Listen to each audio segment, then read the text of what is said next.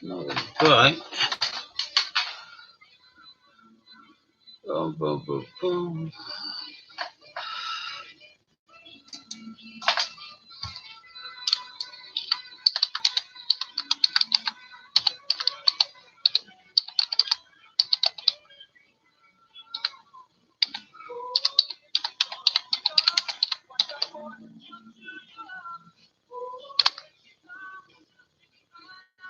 How's all that? Hi, Chris. Got a pumpkin behind me. It'll be late for Halloween, but there it is. Yeah, I'm talking to the TV. Watson, come here. Let me. Oh, you're gonna run away. Brother-in-law's dog. Come here. People want to see you because everyone likes doggies. Turn the lights on. Right, Watson, say hello. Hmm? Hello, Marie, Luke. Watson, say hello. I can tickle your tummy. You're a soft lump, aren't you? There you go. Have a look at that telly. There you go. Or computer. Oh, there we go, big yawn. He's a good boy, eh? Yeah, you big softy. Oh, God, yeah, I forgot about the music. Cheers, Lorna. There you go, gone. Wow, there you go, matey. Right. He'll be heckling for my attention. Wow, new face, yeah. Watson. So don't be daft, Warren. You're a human, for God's sake. Behind me, there's a biggish pumpkin, which looks all right with a big light in it. But here's my cheapskate pumpkin. There you go. All you need is a Satsuma. Job's a good one. Right, confrontational. Welcome from across the pond. Katie, Chris, Madeline, Marie. I mean, you're Sherlock. Well, because I've got Tangerine. I'm lost on that one. Possibly. Going to hide now, watch the football. I don't blame you, Lighty. Leeds won 2-0 yesterday. Happy days. Yeah. Oh, Watson, yeah. No, but one of my dad's middle names. So as my dad's passed on, they decided to call Watson in homage to my dad. Their first Leighton Terrier, they named because of me mum. Because my mum had said something like, well, as long as you don't call him something stupid like Trigger. That was in the days of Only Fools and Horses. So my brother went, Trigger, great name. Cheers, mum. So, yeah, my mum inadvertently named the first one Trigger. And he was brilliant. What are we going? Oh, I'm sorry about phone call. Oh, coolio. Warren's going to watch football. Well, are you watching Spurs, Warren? I think Spurs are playing tonight. I have a feeling. Don't know. My team hasn't made it to the Premiership yet, so I don't get to know about the other teams. Mine's all about playing Preston and things like that. All low key. How's your afternoons been, everyone? Had a nice relaxing Sunday. Oh, hit the like button. Thank you, kindly.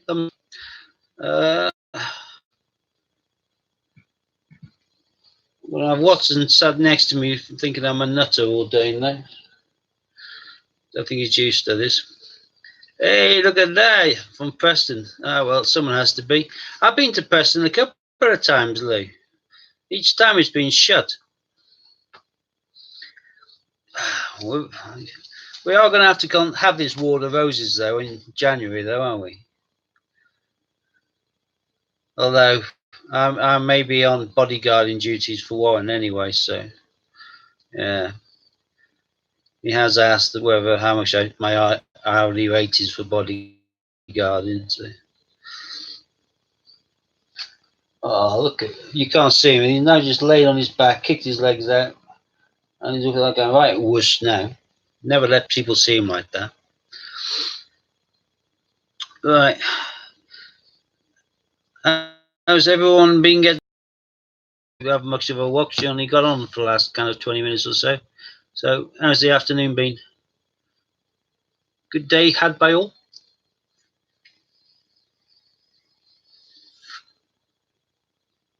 Yeah, I need a backup team. I think he does.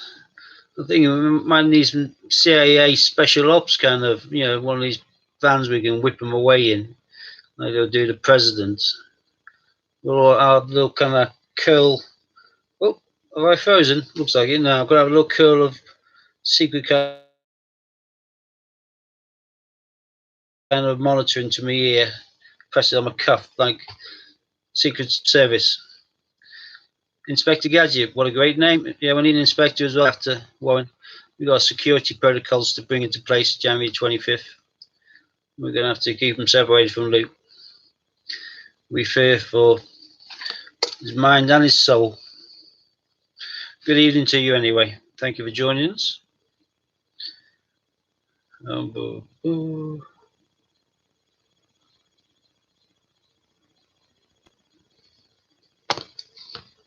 Has anyone done any fundraising admin? Spend the morning EC due dates. You keep freezing. Oh, sorry about that. Yeah, not bad day except for the general public in work. Yeah, it's always a problem. How many EEC dual dates did you manage to get, Inspector Gadget? Because I've got no idea. I think we've got 4 listed, or thereabouts. What have I got? All different sorts of. These got them all in these ones. These are nice packs.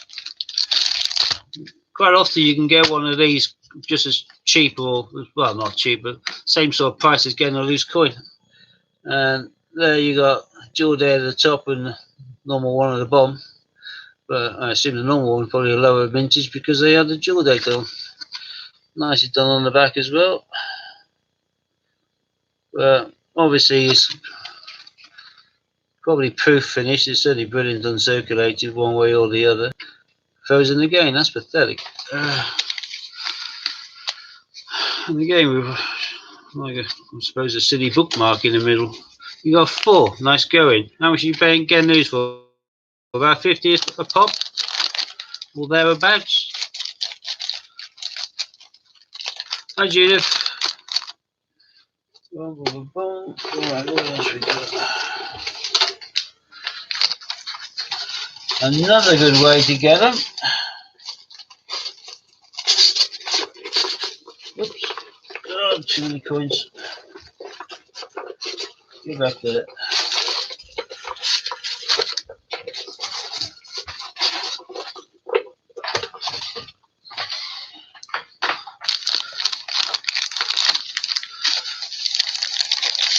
Fish brush brush. Get them loose, you should be getting them for about 50-ish, or maybe thereabouts. And like I say, you can get them in these posh little packets for the same sort of price. These year sets, be 92 or 93, is another nice way of getting them. It's on a separate little flip there. It's quite tidy. That's in the 1992 one. Was it like the one I just shown then, or was it the year set, like the proof set?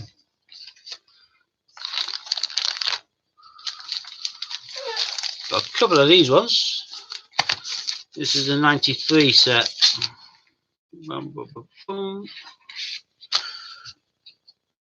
Lorna's, what you mean this is the Harry Potter? Huh? Oh, and you're wearing Harry Potter. Yeah, that's nice. 93's got a lovely cover. We can take it out of this inner. Of editions held both coins. 1 year set and 1 proof set. I've got 1, 2, 3, 4, 5, 6 year sets there. Okie dokie. 93 was also the 10th anniversary of the £1 coin. So it gives you a nice little card, freebie in there. Looking at the silver Pride Ford and the deluxe set next. Nice ways of getting them. I work on the basis that these are always going to be a nicer way of flogging them on than just loose, but loose seems to go. And bizarrely enough, sometimes a coin which is clearly been in circulation as opposed to coming out of a pack, sometimes on eBay seems to sell for more, which is really bizarre.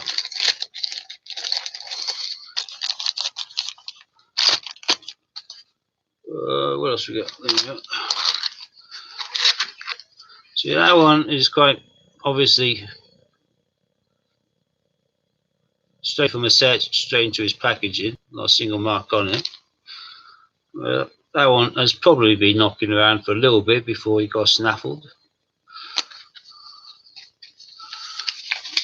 I don't really like these things like that.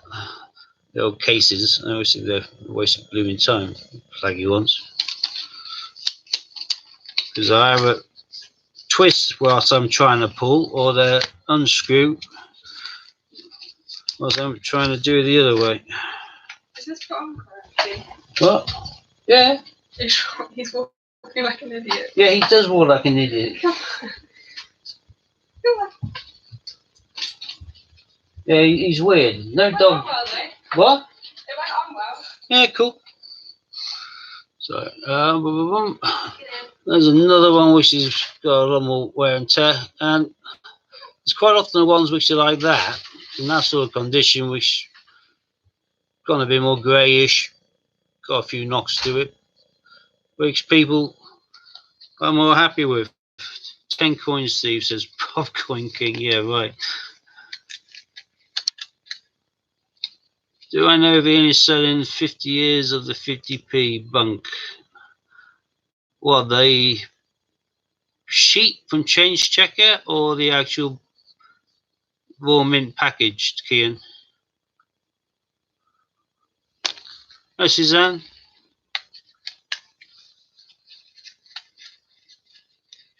Packaged.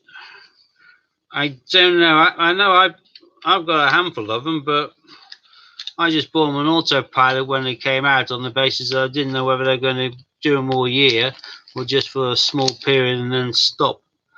It's only after I bought several sets from the raw mint I found out that they were going to be producing it all year round, and I could pick them up for half the price for Change Checker.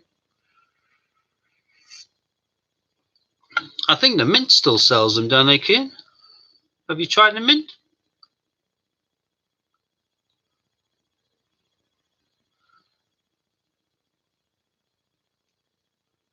Because the mint, if you go through Top Cashback, I've put my link up many a time. If you're on the member, then you should be. You get some like 7.35% back on what you spend. Or if it's silver, 4% back, and so on and so forth. Right, we go. Any value on the iron side? 50p or Team GBs? I'm lost on what you mean by that, Marie. Do you mean, are they worth anything? Or, yeah, face value, thereabouts. The Team GB is beginning to go up a bit more. The iron side, there's plenty of them.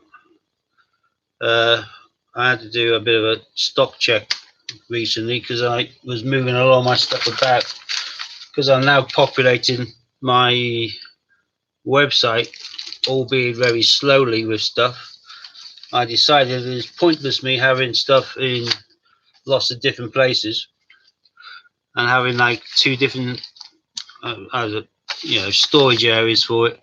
So the tubs were all sharing themselves. I just had to make sure the numbers were right.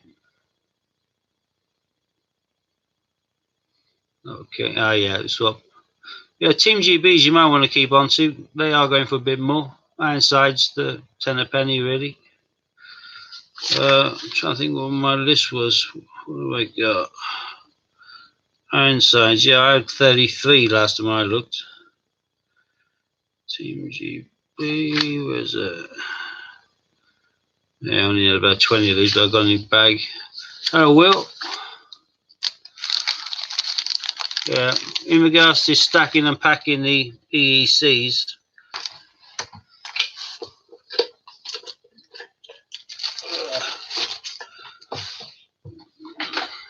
the dual date presidency ones, because they are going to soar, I reckon, in due course. But it's amazing. I didn't realise how many blooming coins I had until I did a bit of a stock check. £2 coins, I think I've got probably about grand's worth. But I moved a lot around and I've just taken a big wodge out of my boxes and stuck them into bags out of the way because I could not see the point.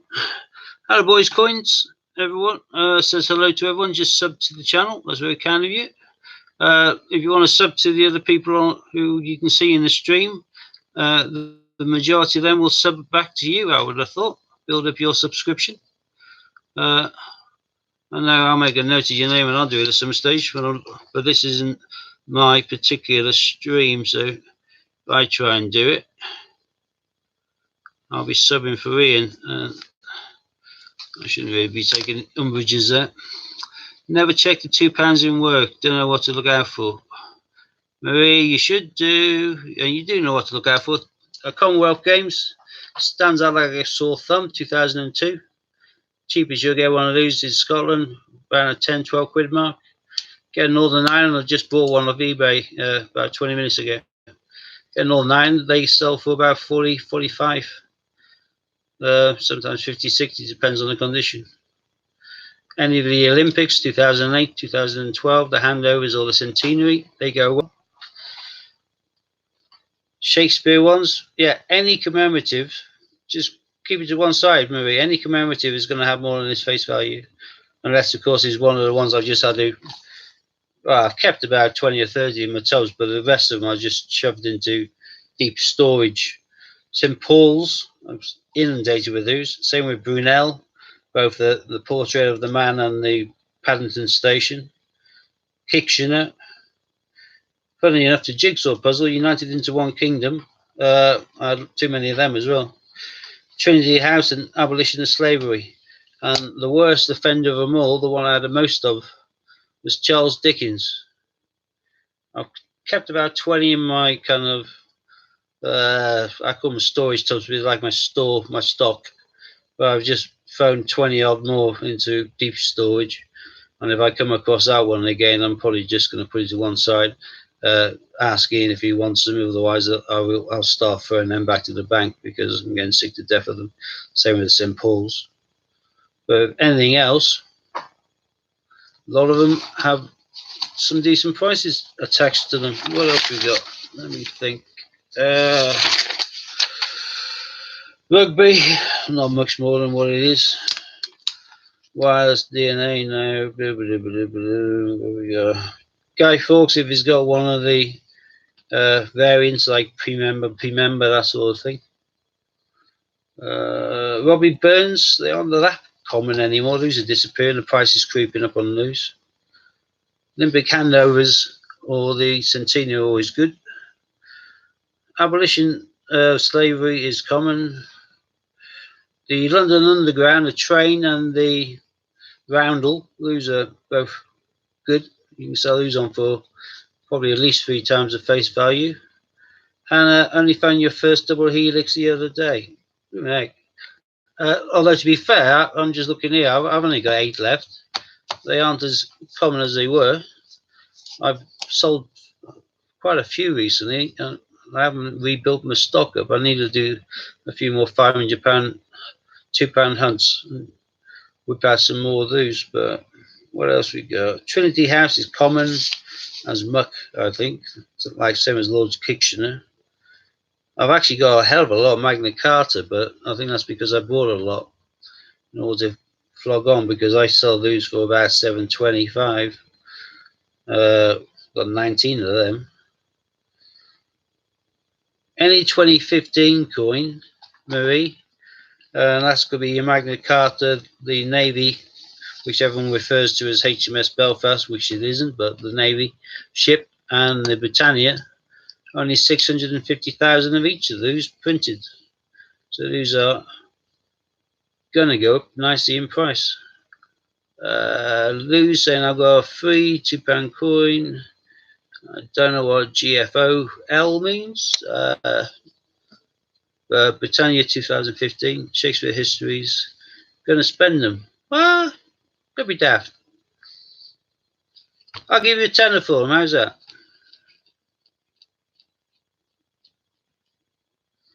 Shakespeare's comedies. Yeah, the comedy's the rarest of the three. It's only slightly lower mintage, but the Jester, the comedy, is the rarer of the three.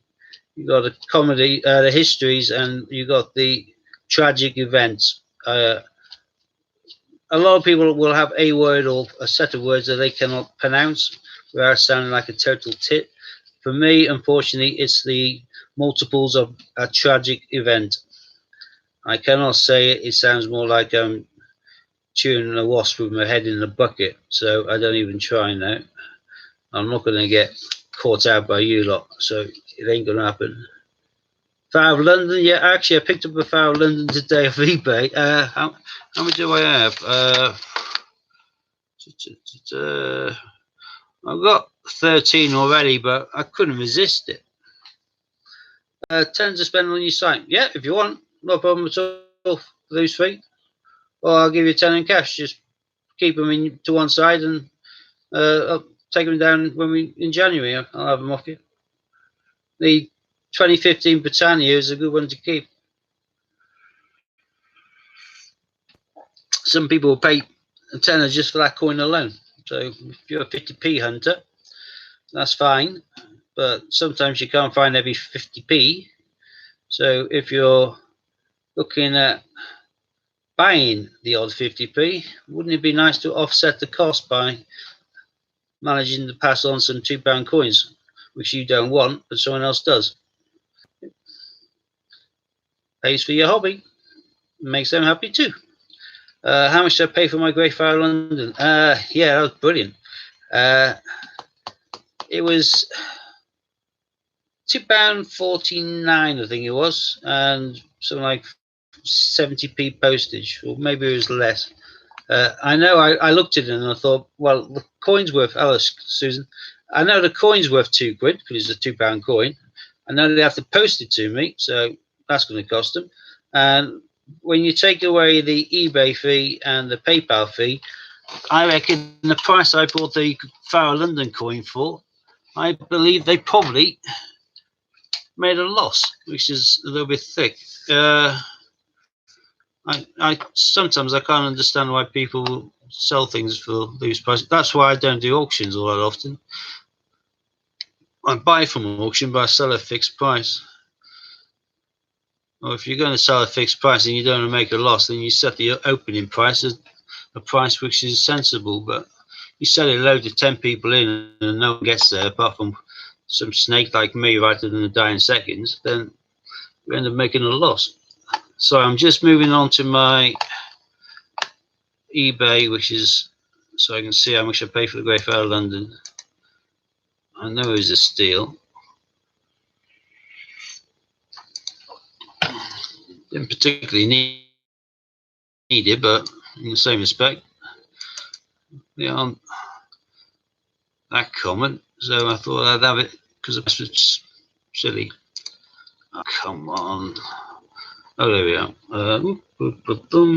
Got a triathlon today for £8.10 delivered. That's nice. Picked up a few tittle mouses and flopsy bunnies. Unfortunately, I got distracted and I missed out on an auction which was for 29 Peter Rabbits circulated. 20 quid opening bid, and it actually went for the opening bid because I never had a chance to bid on it. When I looked at, because I looked at the photograph and I saw that in the photograph there was a couple, they weren't all Peter Rabbit, there was a couple of Benjamin Bunnies, which is horrible, but there was 3 Flopsy Rabbits and 2 Peter Rabbit with carrot.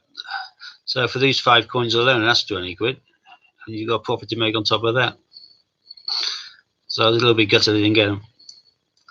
Got 4 Olympic coins, a little set, 27 quid and £2.65 postage. But for these 4 coins, I've got triathlon, football, wrestling, and judo. When I sell these separately, I make a profit on a bit. Picked up a nice Northern Ireland for its opening bid. Yeah, Great Fire London, £2.49, 70p postage. So £3.19. So the coins 2 quid, they have to pay for the stamp, the envelope, the packing or whatever, and then take away the fees. As far as I'm concerned, they've made a loss. And I picked up a nice Gibraltar £2 Canon 88 for £30.15. I'll flog that for 45, which is nice. Right, so I'm going back off this now, so I can see you lot. Well,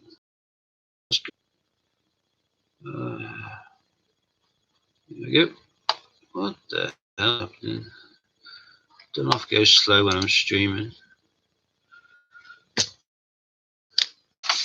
I think what are the coins? Florence Nightingale, I've got loads of those. The 2004 traffic invention, like the rocket sort of thing. They're only cheap, but they're getting harder to find. Boom, boom, boom, boom. Where are we?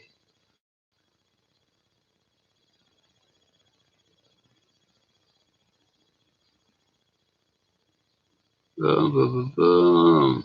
I don't know what hands on about now. What's that? Oh,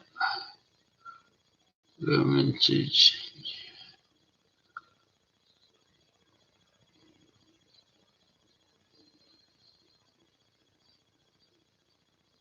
Oh, that's nice. Look at that. Girl power. Hannah and Louise sorting out some missing Olympics. That's cool. Hello, Harry. Boom, boom, boom. Yeah, not too bad. A little bit informative, a little bit boring, a little bit chewing the cud. It is what it is. What are we? Right. Yeah, the Shakespeare, the Skull and Rose, I've got 16 of those. 14 Crown and Sword, the histories. The comedies, the jesters, I'm down to just 8 now. And I charge an extra 4 for that one compared to the other 2. But that is a slightly lower mintage, but certainly the most popular. The 2008 Olympic handover to Beijing, from Beijing. That one is getting harder to find. That's the one with the picture of the Olympic rings on it. I've got 13 King James Bible. I was quite lucky finding those. Same with the Olympic Centenary, I got 12 of them. 13 Darwin, and what's that? 9 Wales, 14 England, and 18 Scotland, or something like that. And now I can add on the one when it arrives on my Northern Ireland. Boom, boom, boom, boom. Right. Yeah. As always, away, I just thought I got totally up to speed with all of my, you see there, all of my, working out all my stock for my Olympics. And then I find another bag, which buggers things up somewhat, but I'll let that build until I need to change it. Yeah, I get most of my coins not from coin hunts, but by snaffling them on eBay. The feed's gone really quiet. There's not many people here either. Someone gone for their dinner?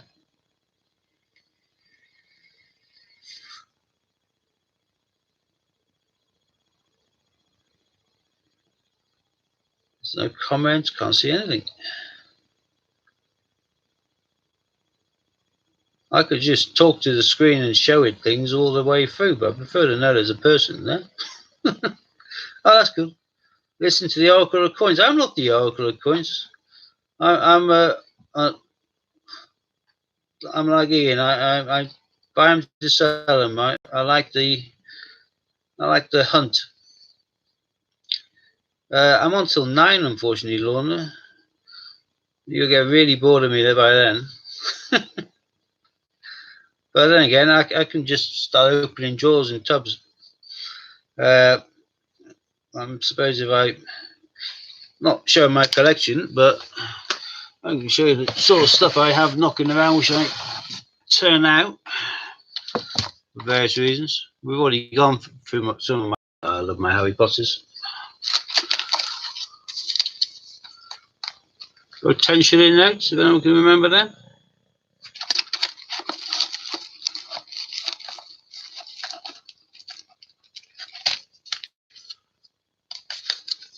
Loads of these little things as well. Very nice presentation ways for them to do some of their coins.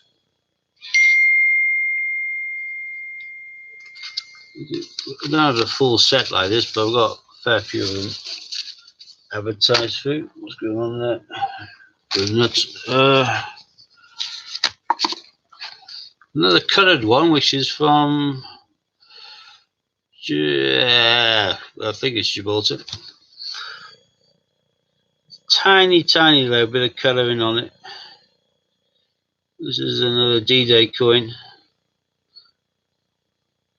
For some reason, these just haven't hit the market in regards to the people who are keen on coloured coins. Probably because they're so subtle in the middle. I quite like it. Boom, boom, boom. Gigantic, big, chunky coin of Victoria, £5 coin, which I don't think anybody really wants to buy.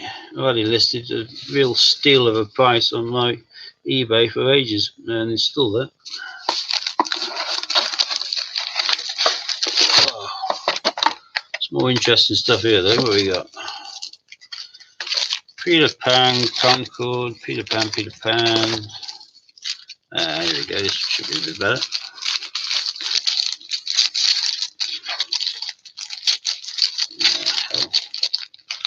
I can't remember sellotaping that down. I'm not a stamp collector per se, but I do occasionally buy coin covers if they're pretty special. I like this one a lot. I bought a few of these mainly because we won the World Cup in the cricket.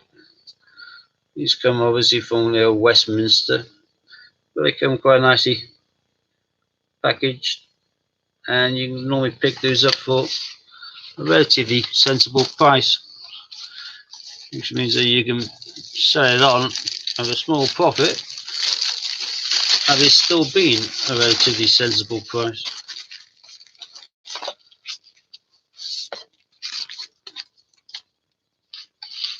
So,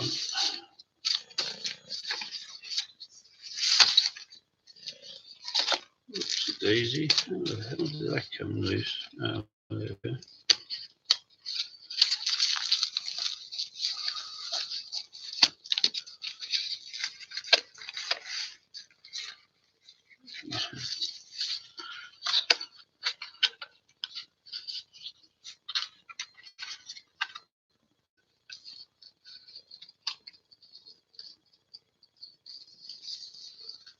I'm going to need to do some surgery on this.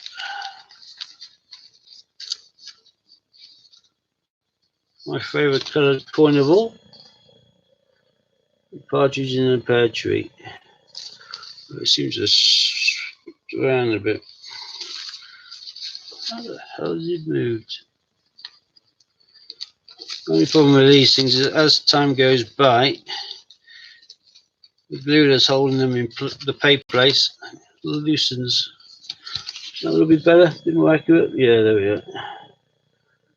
But I'm loath to take the card apart to stick some bare glue on it.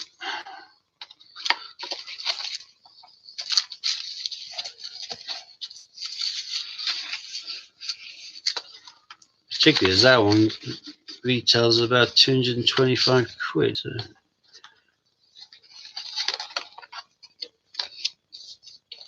Definitely not take it apart, just be a bit more careful with it. Go here. The cricket coin.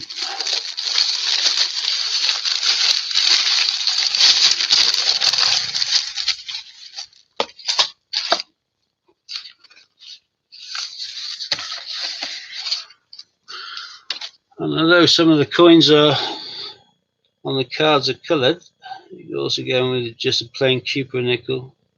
These are 4 calling birds, particularly a well detailed one. Yeah, the man. A new card. Bish bash bush. There we go.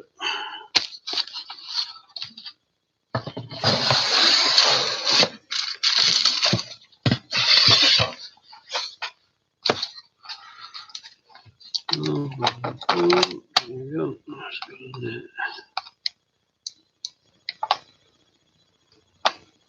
Well, my feed just stayed put and didn't move for ages. So I missed loads there, sorry. Cool, you did it all the way through to midnight, Lorna. That's dedication. Then again, if you got Harry Potter, then it's not that bad. £20 is 1 piece and £20 is 2 pieces.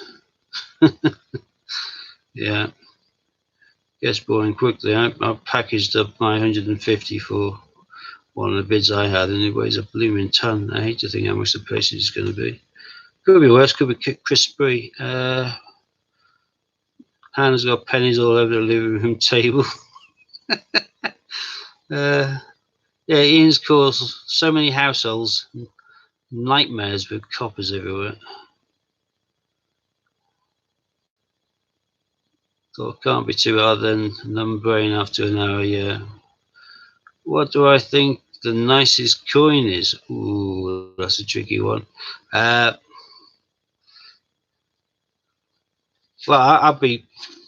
I'm just holding it anyway, this one. The first set of penguins that they produced from the Falkland Islands are coloured ones. All of their sets were limited to 7,500 coins. But this particular coin is less than 7,500 because it was their cock-up. They basically had 4 types of penguin to stick on the coin for the first series. And one of these was a rock hopper. What they did is they got an image of the rock hopper, got an artist to design it like that, got it printed and coloured onto a coin, sent it out to the people which had pre-ordered it, and as they were sending it out and the few people were receiving it, a few people commented, "That's an interesting penguin. You do realise that's a northern rock hopper. Obviously the Falklands is in the south. It's further south, I think, than Australia, technically part of it are. But yeah, they'd used the northern rock hopper. They then sent out an apology letter to the people they sent them to already, saying that they were going to replace them with the correct rock hopper, which doesn't have the same plumage around the head. And as a result, that became quite a rare coin. Oh, 2 seconds. What are you doing? Oh, he's after the leading harness. No, he'll do that constantly. Bring it over here. Bring it over here. How tall can you jump, mate? You're only a small dog. What do you think? Huh? Yeah? Are you nuts? Are you nuts? Yeah? You are nuts, aren't you? Yeah? You should be a circus dog. Oh, you nearly touched it then, didn't you? Yes, you did. You trying to climb with me? You are insane. Are you getting tired yet? No. Have you got your cell battery shoved up your bum? I think you have. See, now you're getting tired. That's better.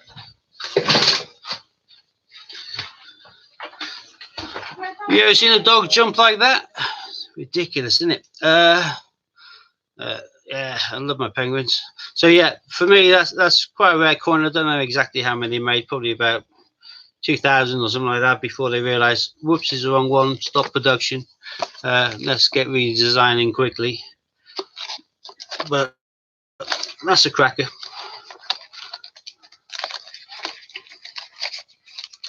Anyway, it's penguin related, and I do love my penguins. We had a lot of people from over the pond on earlier on, didn't we? Another coin I quite like. Good old US dollar, silver dollar.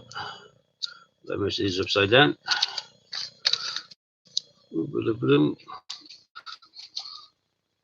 He's on all that shiny, but I've got quite a good range of dollars knocking about various places.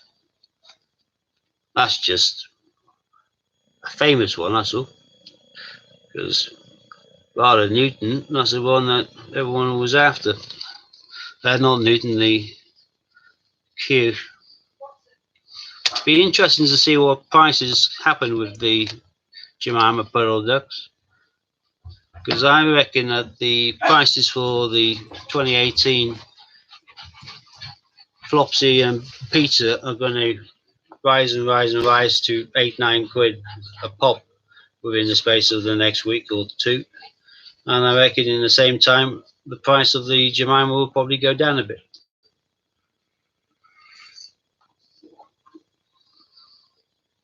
It's like watching Happy Feet or Surfs Up on coins. Yeah, it is with the penguins. Penguins are gorgeous. I don't know why I bought this thing. I think it's simply because Pobjoy, for me, are a really good manufacturer. They did all of the coins for the 50p's for Isle of Man, and then they stopped being their printer, and then they became printer for the Falklands. They do lots of other countries. But this is just like an elf token. Got no real currencies from no real country. It's just a novelty, but quite nice. I just kept on seeing them and thought I haven't got one then. Eventually I decided I was going to have one. No idea what the hell all that is.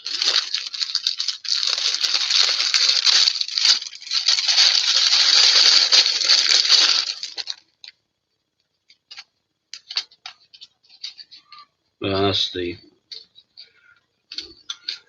what I can call the gash from the 50 years of the 50p. Apart from the Q, everything else has got very limited appeal.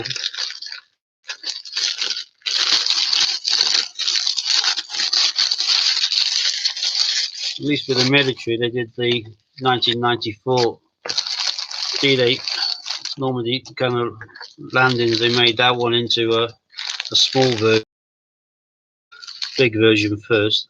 That made it a little bit better. What else we got in there? How's that? There's another way of getting the back in the day when they were doing the Christmas 50p's. You get it loose, you can get it on the little card, get it on the Christmas card. Does anyone got any of these? Because I think these are still available on the dreaded Change Checker website or eBay. The only reason I've kind of publicised these are that they were 25 quid a pop, I think. But bear in mind what coins are inside that. You've got a Jane Austen, which is gorgeous, the aviation, and the Newton. Yeah, you got a pound in the middle, but who cares? You got those 3 coins, and nicely in the folder for 25. Nice price to get. I've got as many Austins and aviations as I could, being the first ones to be a small day, well, limited run on the basis that they weren't releasing any into circulation. But and if anyone else does their own packaging and eBay selling sort of thing, buy these things for peanuts on a little bit of MDF, but thickness, the size, and everything else, so you know whether when you packaged it, whether you need to pay for large letter or small letter if you're going to be stamping it yourself. Right, not been on a busy few days. Oh, you missed all of the pennies on Friday, Scott. Hi, Katie. Don't worry, Chris Spree won most of that. I think he came on to say that the amount of copper that he needed to send weighed approximately 20 kilos, which is obscene to say the least. And I'm sure that he's probably didn't factor in. I'm going to have to read all his messages later on. There's just too many here. Come on, get rid. Yeah. I think if he hadn't factored in the postage cost, he might be better off getting the car and driving them down to Ian. Because I think raw mail of 20 kilos will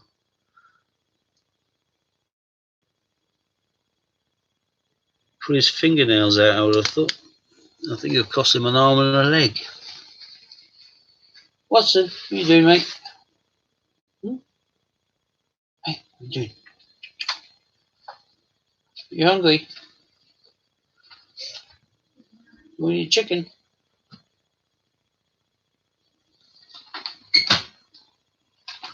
Hello, matey.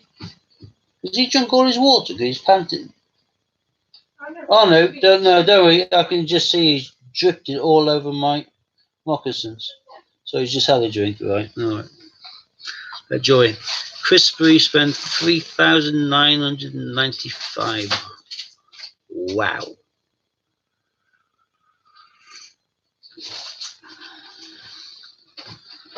So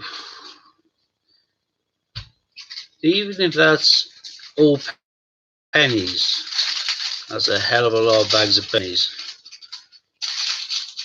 That's 40 bags of pennies. And if it isn't pennies, and half of it is 2 pennies, that could be as much as 80 bags. And a bag of pennies and a bag of 2 pennies weigh exactly the same. So if he's having to do it in 52p's instead, oh, for God's sake, what are you after? Oh, that's my recycling paper bag. What are you sniffing? Sorry, back in 2 seconds, Pete. I'm just going to give him his bowl of food. Want this? Yeah? Come on. Oh, here we go. I'm going to help him get a very, very careful. You don't shed hair. That's my daughter. But this is probably good for you. Oh, look at all this chicken, mate. Chicken and bits and stuff and whatever. So, right.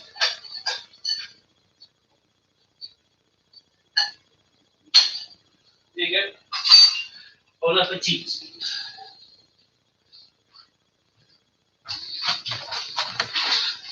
Sorry about that. Dog feeding duties. I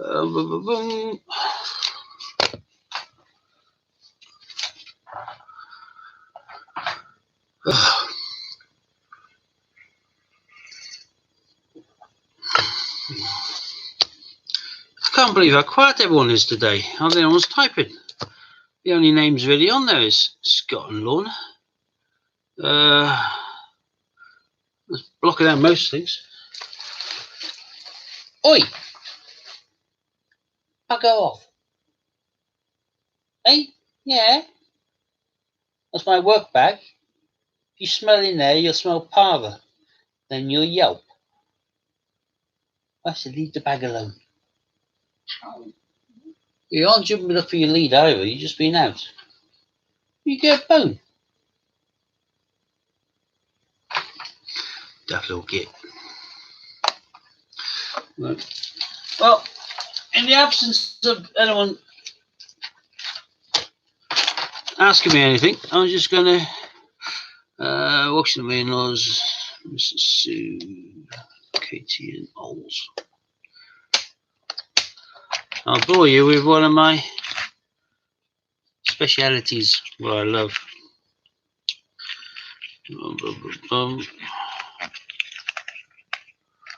Couldn't get to the little swines.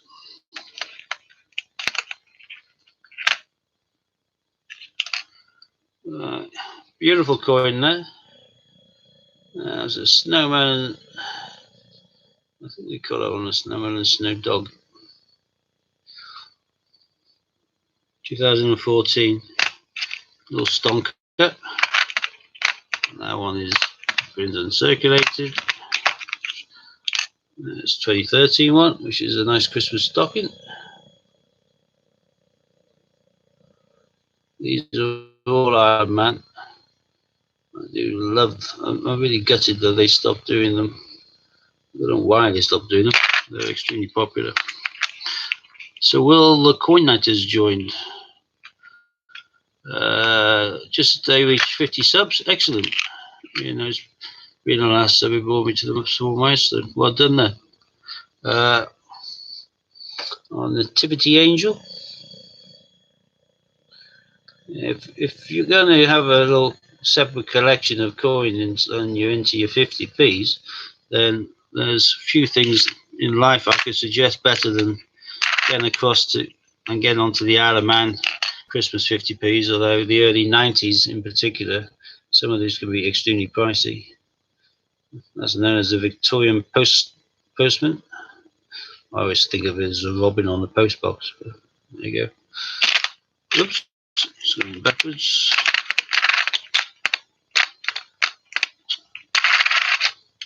Fine.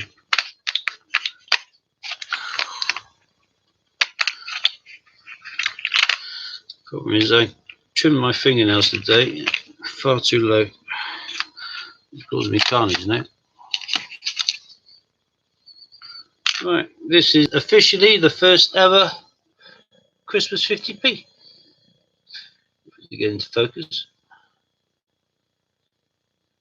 Terrible lighting. Let's see if we can make it better somewhere. Slightly better. Some people call it a stagecoach, but that's the first one in 1980, Isle of Man.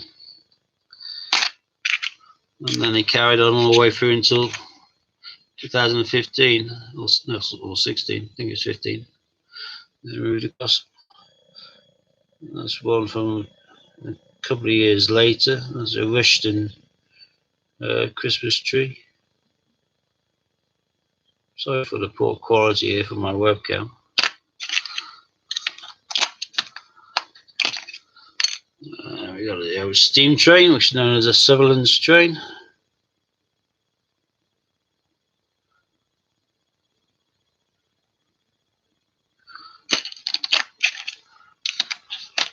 That's 84, this is the 85, this is the de Havilland plane.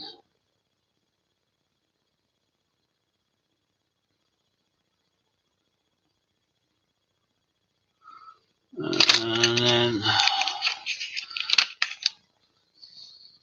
Carriage and Horses seems to be the most common title for this one.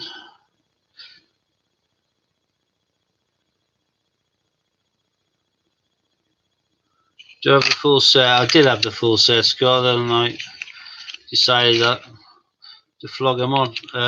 But for example, here, this is the 87 Thornycroft bus. I've got several of many of them, and as they sell on my listings, I upload a new one. These two, I'll go first one nearest to you has been circulated. One at the back, in uncirculated condition. That's the 88. Yeah. The early 90s are really pricey, Scott. Although this is 1991. I flogged a few of these recently around the 40, 45 mark. I've got a handful of these ones. That was a circulated one I just shown, which is jumps out as being circulated, whereas this jumps out as being uncirculated. This is nice as the day it was made. Again, some of the detail in the engraving is extremely high standard and quality, which is why they quite stand out. Brilliant coins.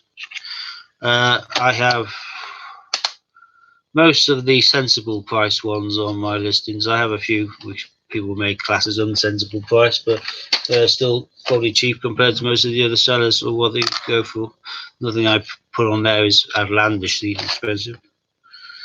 Just what the going rates are. The 2003 and 2008 coins, they sell for hundreds. Just the plain Cupid nickel. I mean, colour on a card, you're looking at 300-400. Price goes even sillier. So I've got a bunch of other stuff knocking about. Coinages that one.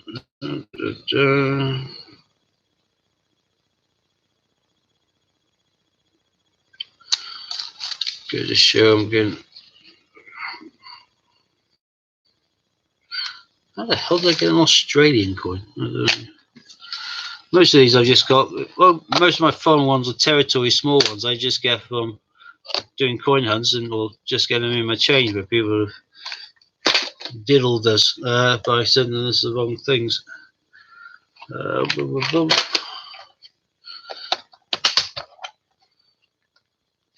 Everyone's probably seen the sapphire kind of set like that. 5 coins, all in regards to like the crown jewels, and there's like the oath. And I got the different crowns from different monarchs. Nice coins, well detailed. Obviously the scepter and orb. There's the orb, which is very nice. So one coin I've got a lot of, which I haven't listed yet, but I will put on my eBay, on my website listing soon. I haven't got on my eBay at all. Is that 100 years armistice kind of coin, 1914, 1918. It's got poppies all the way around the edge, which is a lovely coin. I bought a good wad of these because I really rate the coin and the design. Yeah, it is a major pity that Alaman stopped doing them. I don't know whether it's because the government changed the mints or what, because Pobjoy Mint were doing them. The last one they did for them was in 16, and then in 17 they did the first set of penguins for the Falklands, and they at Christmas they brought out the Christmas card with the coloured penguins on for the Falklands. So I think it was governments or whatever changing their mints, which is a pain. But yeah, it was worldwide people were collecting. Again, we won the World Cup cricket. We might have lost the rugby, but we won the cricket. As a result, I've knocked out a fair few of the World Cup cricket ones. Most popular seems to be bowling and batting, but I think the batting is probably one of the most boring one of the 3 of the 5 coins. I mean, not too bad, I suppose.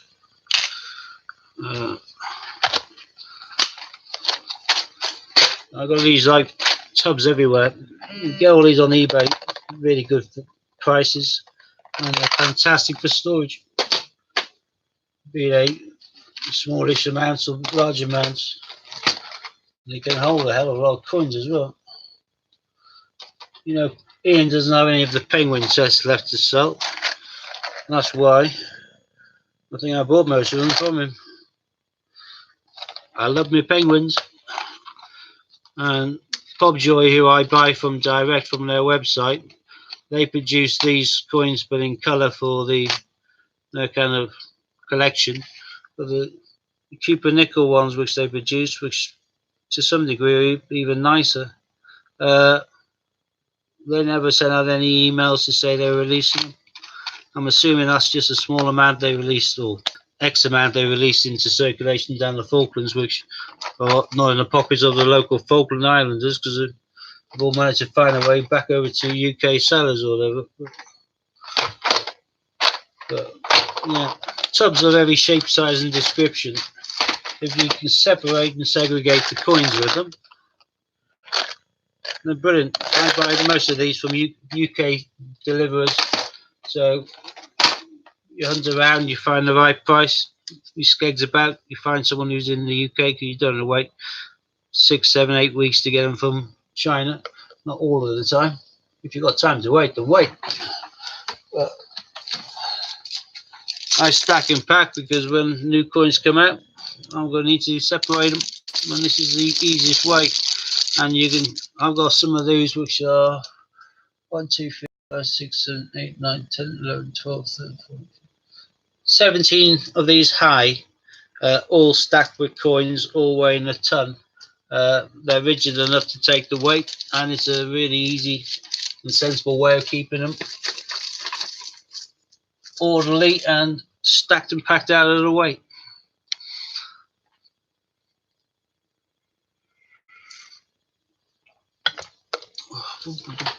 Just see what else do I have knocking around here.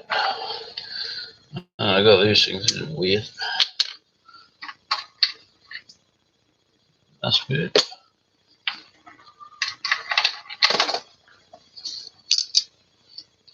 Coins everywhere.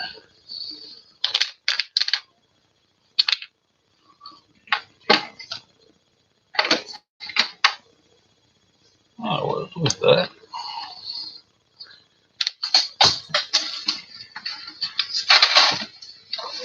Let's have a look here.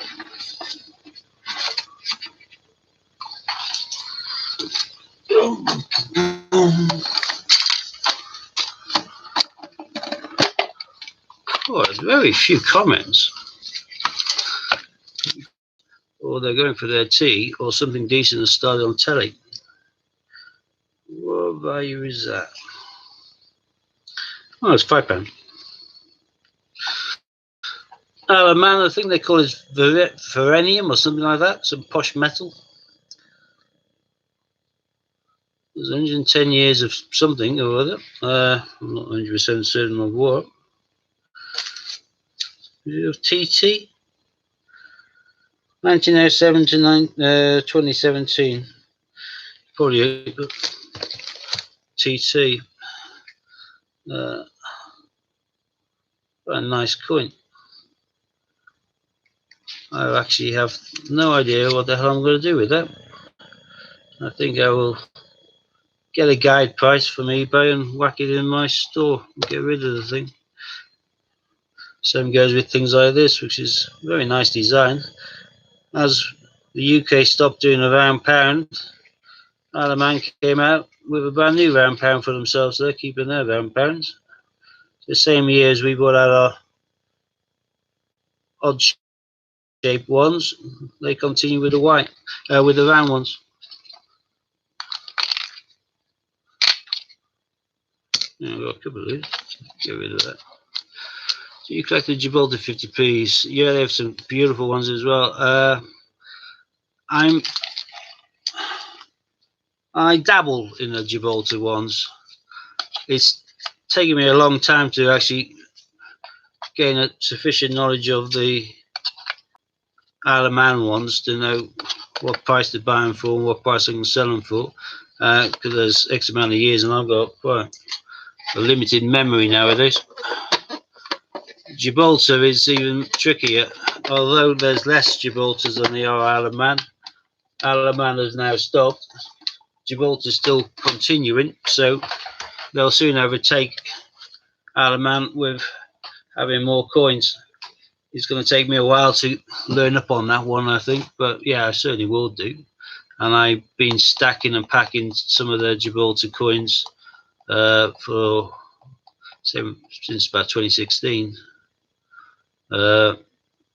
Again, when you got the gluts of them in the bank and you got Christmas out of the way and you got late December, early January, you got some sellers who are still stuck with 200-300 coins, and their markets just dropped because it's now Christmas. Sometimes this is even before Christmas because people know they ain't going to get the item because of the post. Prices start to tumble. When they tumble, I buy. I'm not looking to sell straight away. I'll keep it for a year or two and then flog it when the price is doubled. So yeah, I do buy the Gibraltars, and I've bought a lot of 2017 and 2018s. I can't remember exactly how many 2015s I've got, but or 16s, but I do need to have a look. So this all goes bang in a second. That's my really poor standard system of ammo work. We just got to work out whether this is the right tub now. Boom, boom, boom, boom. 2015.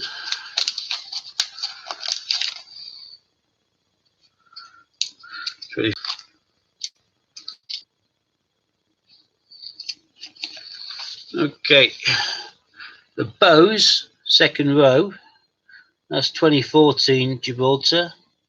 The Santa Claus face on the top row, we can't see whether this is a good picture, it looks like it's frozen again now. No. Top row Santa, that's 2015. Oh, I knew that's going to happen. Serves me right. Anyway, I was going to go for all these and start listing some of them, so probably just a good idea that it happened. Gives me more reason to do it now. Let's stick those there. I got watch the tree ones there, which are 2016 unless I'm mistaken. Yeah, 2016s. Nice little Christmas tree there. Sorry, this light is pathetic, isn't it? So you can just about see it there. So yeah, I've been picking them up and just haven't really touched the tub for a long time. Same goes with a lot of the TT ones. I think these are less likely to fall out, but I'll still be careful. Various little odds and sods. Got a few packages like that as well.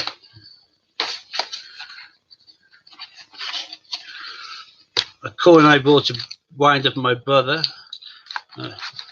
Little did we know at the time it was going to wind up everybody in the known universe. My brother was a very pro-Remainer. So as soon as we got the vote came through that we were Brexiting, I ordered that just to wind him up. That's what brothers are for. Go to all lengths to wind the hell into people. What are those? Even though I have those there. A3 and A3. I'll list those separately. Beautiful coin.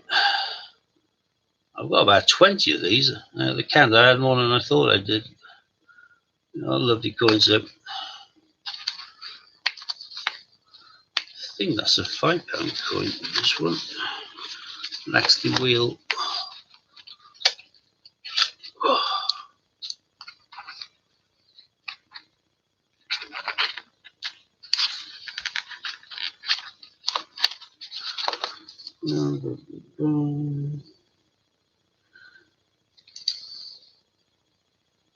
Yeah. There's a Laxley wheel, Isle of Man. One of their kind of, is a water run kind of electricity grinder and aerator for the mines back in the day, still running now. They call it the old lady, or the Lady of Man. Got some odds and sods in here then as well. Some really old git things and some youngish.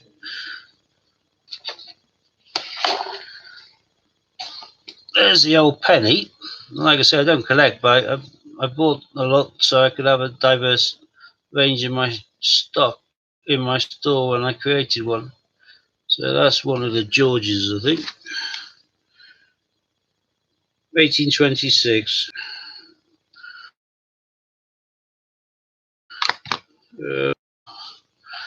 For obvious reasons, this is called the Cartwright penny. Sorry, the Cartwheel penny. Is this frozen? This is ridiculous. This stream. There we are. So this is again the penny. It's just got a really thick border to the edge of it. As a result, it was known as a Cartwheel penny. Again, another one of the Georges. I don't remember what date that is.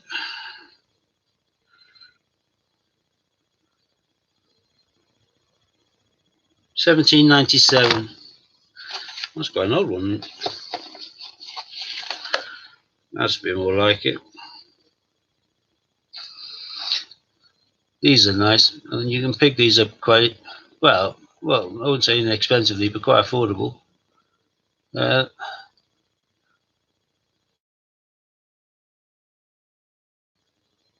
That's your full silver.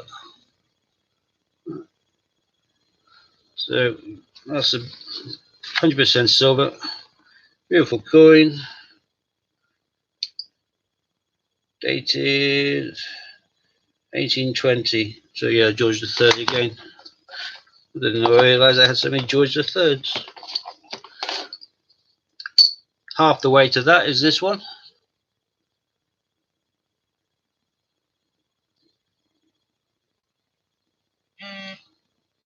$18.19. This is the first one with a previously longest serving monarch on, Victoria. She was quite young, that one.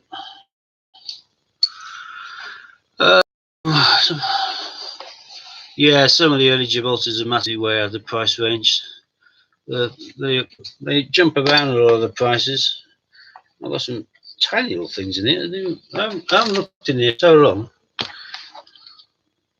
What's that?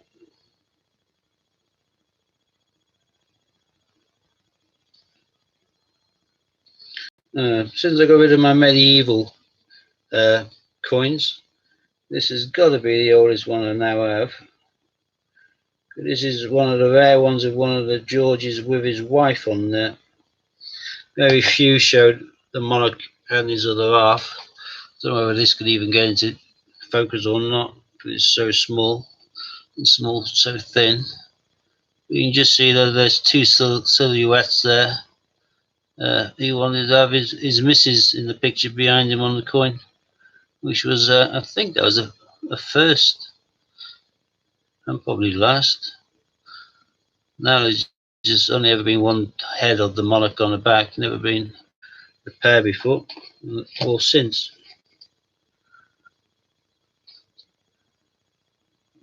That's nice.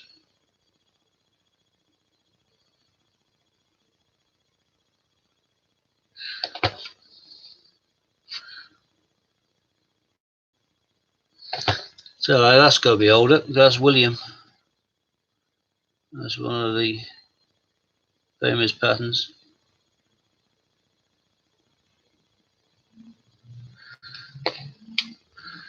I have no idea how much any of this is worth. I picked this up over quite a long period of time. But there are collectors for all this sort of stuff.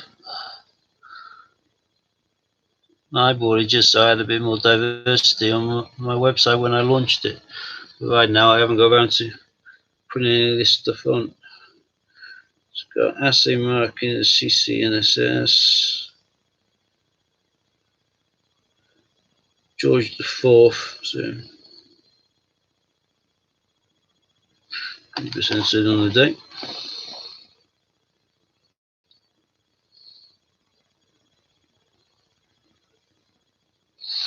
A lot more modern one here, 1895. That was a good old silver shilling from good old Victoria.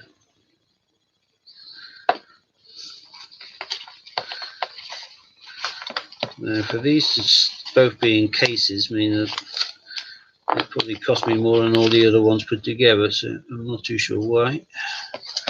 But I don't normally leave things in cases if they're in one of these. 1816, 1826, not that special then. This is a rarity, I don't know. Let's get them out. Coins are meant to be tactile, they're meant to be held, in my opinion. That's a brilliant uncirculated shining proofs. Anything else should be played with. That's my opinion. See that one, if I can get into focus. Now that's what I call a crown shield. You've got a lovely line on top of that crown. Ready to kick ass. One of the Georges. It was 1826, I think, that would make a George III. And I do like the way that themselves portrayed.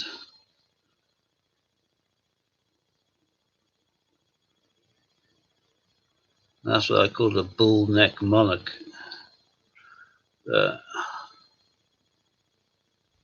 Another famous pattern. Well, it looks like I think I got it upside down. Hang on. No, it should be like that. So there you got the Lions of England, the Harp of Ireland, and of Scotland, and whatever it is, of Wales, I don't know. Can't be 3 dragons, but got no idea. I haven't even looked in here for so long, it's unbelievable. Why have I got some normal 50p's there? That doesn't make any sense.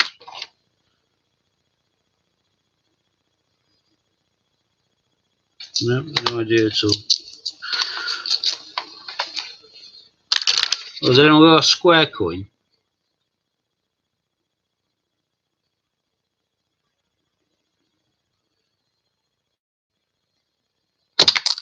Oops, I'm good at dropping things today, aren't I?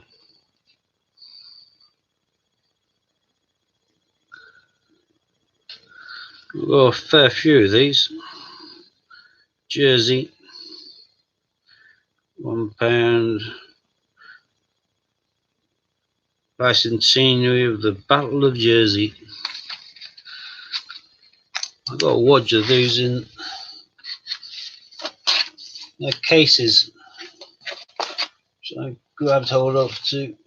Oh, actually, I'm going to have to leave this down now. I've got to list all these Crimbo ones. Bad time now, and I've just made a mess by dropping them all. So I think that's fate taking a hand.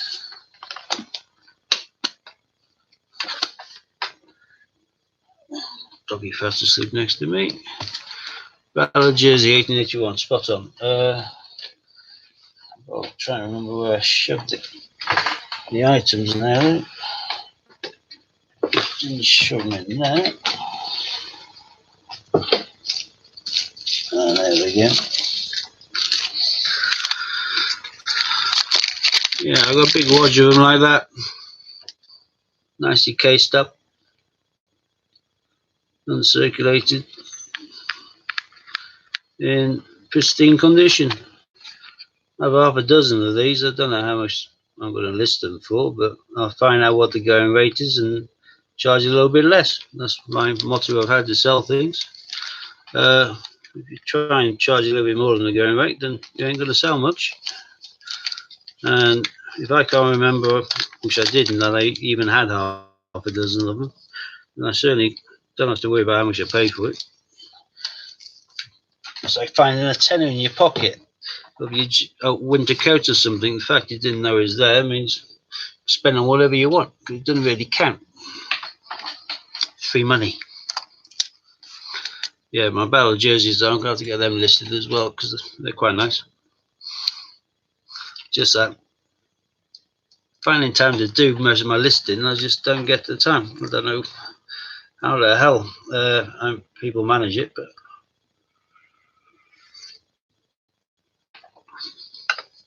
though to be fair, on my website it took me ages to put on all of the commemorative 50p's and £2, but now they're up there. To actually maintain them and tinker with them is easy peasy. I think it's just the initial effort, which is a long time to do. Right, there's not millions of people on here, so it's not as if any of your questions, if we go off on a tangent, is going to get on anyone's wick. So please feel free if you have any questions, ask away. If I can answer it, I can. If I can't, I can't, but hopefully someone else will. We might as well use this time to sort out any issues, if anyone's got any issues or concerns or any questions on the best way of getting hold of coins, or the best way of selling them on, best way of packaging them. There's people argue the best way of packaging coins, but although I do a lot of mine in cases like that, I still do every single one in cardboard, and then tape the cardboard that I've done onto the actual kind of letter of appreciation and thanks for the sale, and then post it off. So I get card quite often the old chain checker bits. That's stapled ready to fit 2 coins in. Sellotaped all over the edge. Do I think it's worth buying silver proofs? If I said no, then I'll make myself out to be an idiot because I bought lots of them. But to be fair, I have very few silver proofs which are plain. All of mine are coloured silver proofs. And I think they're going to have a lot more appeal long term than a plain one. But if it's just a plain one, like, hang on, I'm not going down here. I don't think I took them upstairs yet. No, here we are.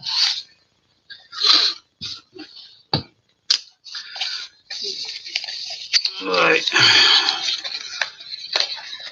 Sherlock Holmes released into circulation. Loads of them. I reckon that's going to be a mintage of around between 7 and 9 million. So there's a silver proof. I didn't buy the pied for, just bought a single one. So I think they charged me, I don't know, 55, 60 quid or something for that, which is about 8 grams of silver. Yeah, it's pretty. Yeah, it's nicely done. Yeah, it's high luster and good quality. But it's very expensive for what it is. Yeah, 8 grams. So 8 grams for about 60 quid. Call it that on average, 55, 60. If it's in the perspex, the acrylic blocks, like most of the coloured ones are, then they normally always charge 65. Used to be 60. Price went up. Although the Paddingtons was still 60, weren't they? So the price has only recently gone up. And then you take into consideration that's a 2019 Sherlock Holmes. So I am blind as a bat. They shouldn't say blind as a bat. Bats have got really good eyesight, actually. It's an urban myth that they don't have very good vision. They have better hearing, but their vision's ain't bad either. Where am I?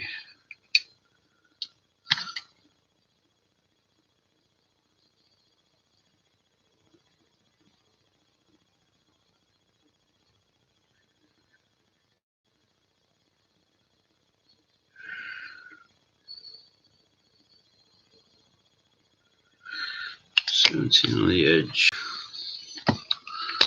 So I've got too many of these things that fiddle through before I find what I'm looking for. There we are.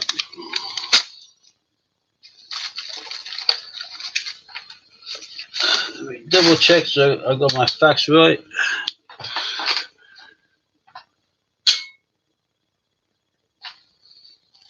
It's massively over, so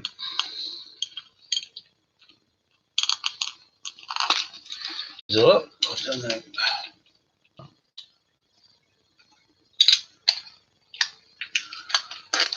Right, I'll get back to the topic in a second, I promise. Right, so 8 grams, and it comes in a nice little box. Whoopie doo. I can't remember, 55, 60 quid, whatever it was. Or you go on to bullion, where people invest and they buy the real McCoy.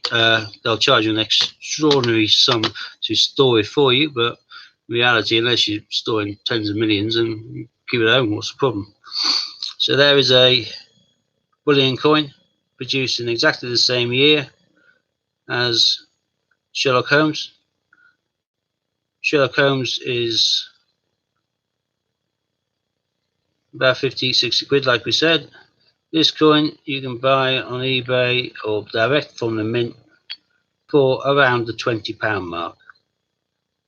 It's called the Britannia, which is the bullion coin for the UK, and this weighs in at 31 grams. So if you do the maths on that, 3 times the weight plus at a third of the price. So I do think it's worth buying silver, but I think it's worth buying silver bullion coins. And if you go on eBay, you can find lots of people who are buying big amounts of like 50 and 100, and then they can get it cheaper because they're buying it in bulk, so they can flog it on. So you can buy a lot of these coins for around the £20 mark. That's the Aussie one. I got one of these on order, should be arriving next week. They do the kangaroos, but they also do lots of other designs as well. The kangaroo seems to be the kind of standard for them, whereas we have the Britannia, whereas South Africa has the cougar hand. These all weigh exactly the same. These are all ounce coins.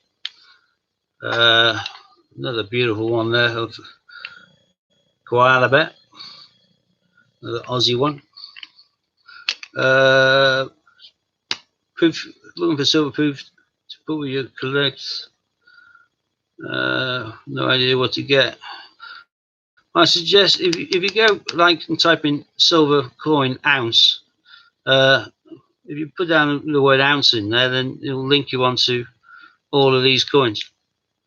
This is Austria. Even Austria have their own fixed bullion coin. That's not the biggest country in the world, but I think nearly every country has their own bullion coin. Austria always uses their kind of philharmonic orchestra as their symbol, whereas the cougar hand's got the springbok on it, and we have Britannia, and they have everything else. Of course, the Yanks, being the Yanks, have what they call a silver eagle, which I really like. The only problem is, I think America is probably the only country which I consider to be rollovers. I call mine flips, because if you did that to any of the other coins, you'll see the portrait correctly. Whereas with America, rollovers. And then you see Liberty there. So yeah, silver eagles, beautiful coins. These are all standard weight, and because they have a price on the UK ones, are normally £2 coin. There's a mark to the case, not to the coin on this one. There's a £2 coin.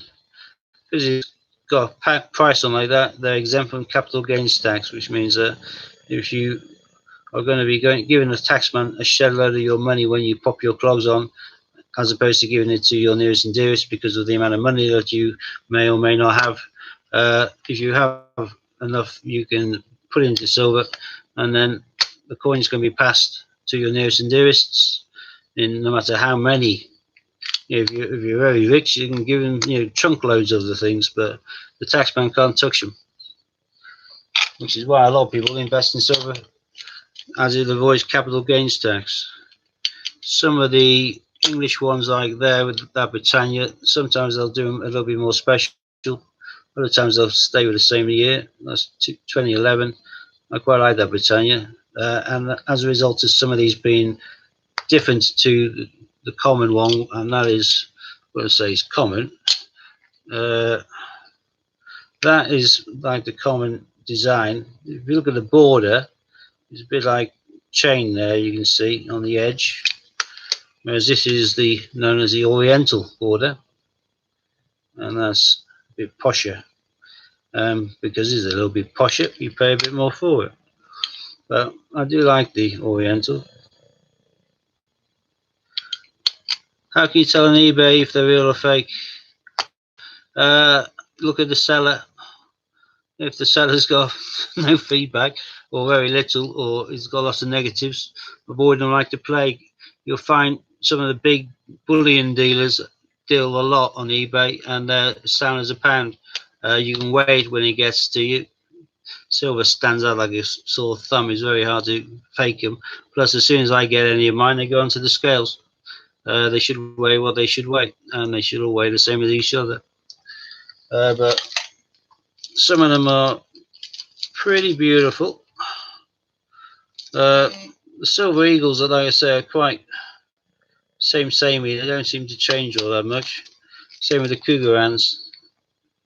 They see, these will be loose in a bag like that if you're ordering it, because this come from a bloke who's bought a tube which holds 10 or 25 coins. If you buy them singly, they come extremely well packaged from the bullion site, from the mint, and they always come in the plastic case, and that's within cardboard and all nicely done. What we got? I'm just going to see if we got any slightly different ones. I'll just whack them in. Oh, that's a cougar one. That's in the wrong place. Boom, boom, boom, boom. Put them on there. Britannia.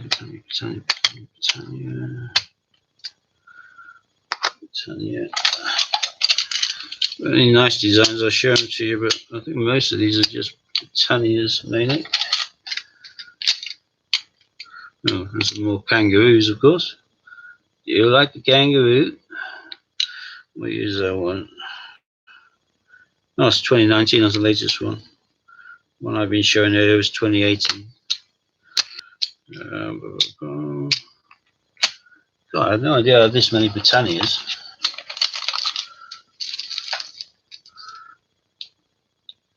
Another 2018 one. Cougar. I'm not too sure why I bought this one. It must have been a good price or something, because, well, maybe because of my occupation. I do like irony. This is Japanese Year of the Pig, and it's out there with 4 piglets feeding. It's exactly the same weight, exactly the same price, exactly the same everything in regards to made in the same factory. The Royal Mint in their bullion division as a bullion coin. But it's nice high gloss shine on the pig as the frosted, which is usual. So I think that's probably why I went for it. Cougar hands are beautiful, and they first started doing these in 2017.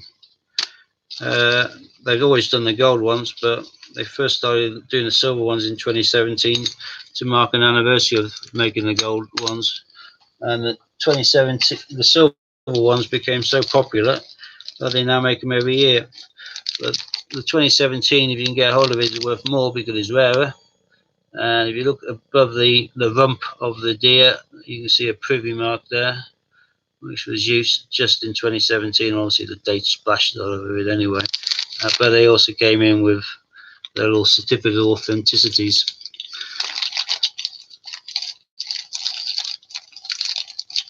You'll find that the bullion coin dealers on eBay make a hell of a lot. Oh, lighty, yeah, crack on. Hi, Coins and More.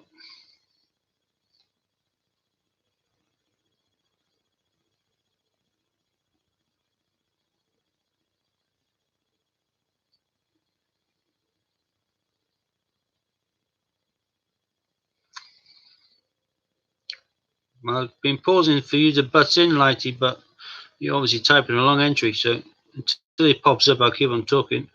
On here, because you get like more a leaflet because it was the first year and they were showing off about it.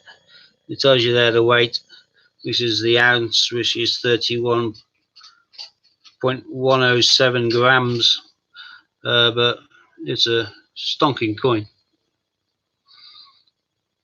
And it's 999%, kind of 999 proof silver. They're all of a really high quality. They call it there 1 of a million because they're only going to make 1 million of that coin. I think now the yearly sales of the silver Cougars well surpassed that, which is why the 17 with certificate goes for a fair bit more. Here we are. Right, Lighty's put on there. Just to say, Ian will be taking a step back from YouTube for a couple of weeks. Pressure of this, as well as everything, is taking its toll. The channel will continue, and any problems, please see me, the Lighty. So Warren's going to become like the main. Well, he always has been anyway, I suppose, but he's going to definitely officially take over as like the main point of contact in regards to everything YouTube related. Yeah, Ian does need to relax and get some family time in. Obviously, he's some trolling and some pillocks, and yeah, concentrate on the Gruffalo and the business. I think, Warren, you're more than capable of running the show here without any issues. Do anyway, to some degree. Yeah, it's amazing how quickly you can start stacking and packing silver, though. These are just Britannias. I've got more Britannias actually to go on top. But, they get quite collectible.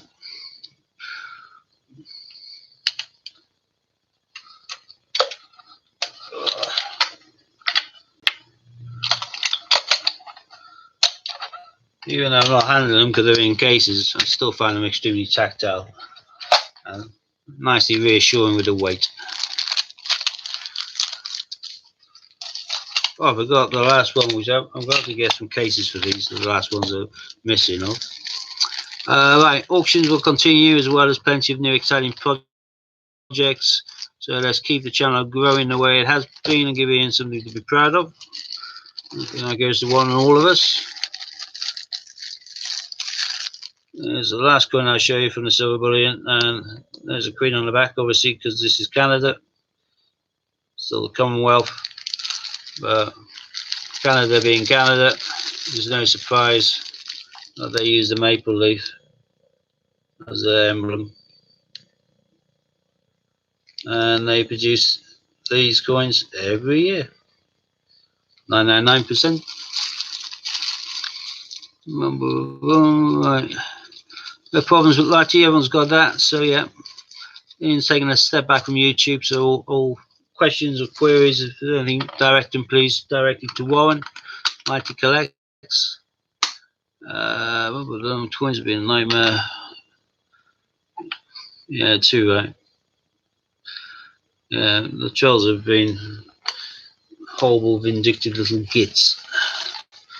And hopefully, whatever karma in life is due to come to them, I hope they get it soon. And I hope they find it as displeasurable as Ian's found. Ian wanted attention, they've sent him.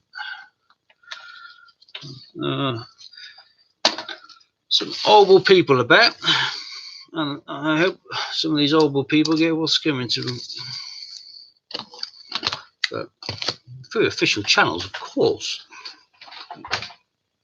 Right. I bored you already with my silver. I do apologise. I do like playing with my silver. Anybody want to ask anything else? We talked about the silver coins. Just then, the silver proof coins, unless it's a coloured one in the Perspex block, and even then, I would suggest you think about it and look at the numbers being printed. The Paddington Bears, they obviously expected to be able to milk loads and loads of people for a lot more, which is why they're now still selling them and now doing 50% off voucher codes in order to still try and get rid of them. They've been a lot more circumspect with the Gruffalo and done a more sensible number, and I suspect they'll do the same with the Snowman. They were just a little bit too greedy with the Paddingtons, but again, you can get a full ounce of silver for 20, 22 quid or thereabouts, and they're flogging 8 grams for 60. So even flogging it down to 30 in a Perspex block, I'm sure they're still making a profit on it. Oh, Lighty's got a question to ask, and Chippy Doodle Coins, Angela Clover. Hi all, hope you're all okay, and we're on the channel, it's in great hands. Yeah, cool. Right, hopefully you'll like my next question for Steve. Oh, here we go. I hope it's not going to be a topical one or a political hot potato, because we may be entering Purdah now, and in which case I can't say anything. Because at least for the current time, I'm still in the job. No problem, Wilma. Yeah, it's just that I can't imagine many rich people getting richer by spending 60 quid on 8 grams. The rich people will get rich by spending 60 or 65 quid on 100 grams, or give or take a few grams, by buying 3 bullion coins instead. If you're going to be investing in silver, I might suggest you invest in the bullion coins, particularly if they do a different design for a year. Steve, not sure if you saw, but Angela suggested we do a Christmas tree raffle. Viewers sending coins and we have a raffle. We've been offered 4 silver proofs already. That sounds good. Christmas tree raffle.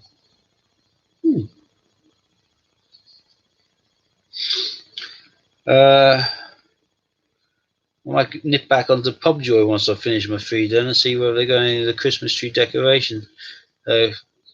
Santa Claus is available still. I've got pre-order him, but I only ordered 2. I need them. I've already got people lined up for them. Would it be possible for you to have a small Christmas tree behind you? The coins around the tree, and when a coin is sent in, you pop a tag on the tree. Yeah, that's not a problem. That'd be a bit weird having a small Christmas tree behind me with a tag on the tree, but yeah, I can certainly do that. Coins are more saying I'll send in the coin lighty. Message me on a WhatsApp which address to send it. In fact, I just going through one of those cases which I managed to for the homeless, I think, well, that's a very worthy cause, particularly as it gets colder at the end of the year.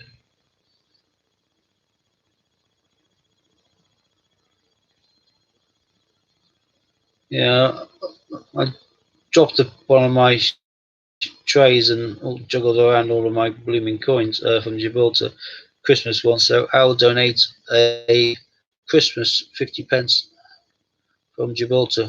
Work out which year I got the most of, and chuck one of those as one of the prizes. Tags on the tree, coins around the tree, etc. Ian's happy to have coins sent to him and forward to you, or straight to you, whichever's easy. Yeah, no problem. I don't know where. I know at one stage we had. I think at one stage you had about 6 trees in the house. I think as we got divorced and as we were clearing the loft, I think I either threw some out or told the witch to take him with her. So I'm not sure whether I got a small one. If not, I'll get hold of a small one. So I'm just clearing some of these blooming things on my phone. God, what's going on there? 2 seconds. Oh, is that bid? How dare they?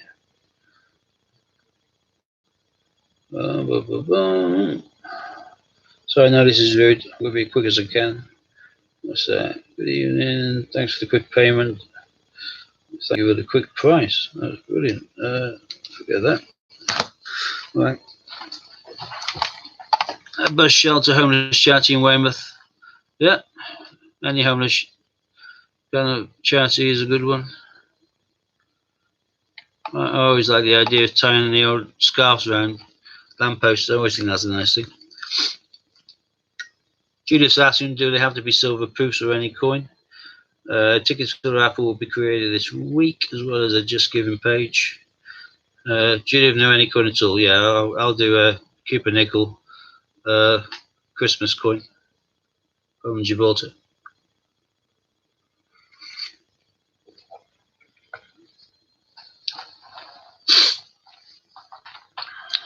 That sounds good. The only problem is there's having a tree behind me, making me have to be festive and that.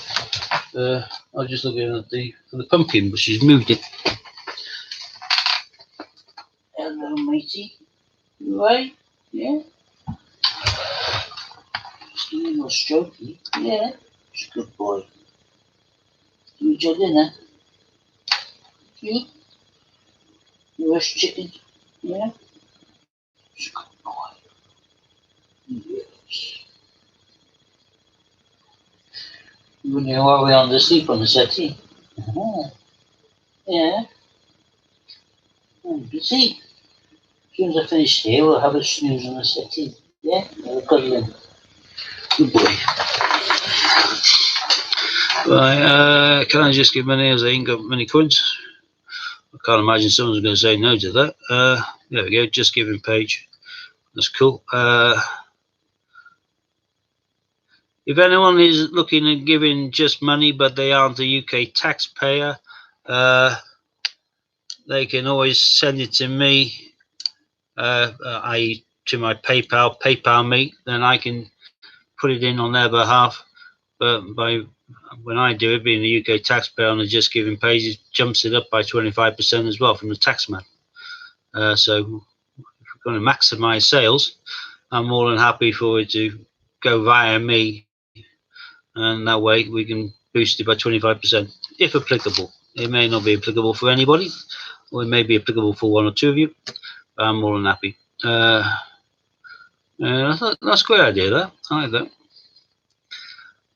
So are we, Warren, just to be clear, are we looking at having lots of kind of raffle prizes? So there's a good chance that people can,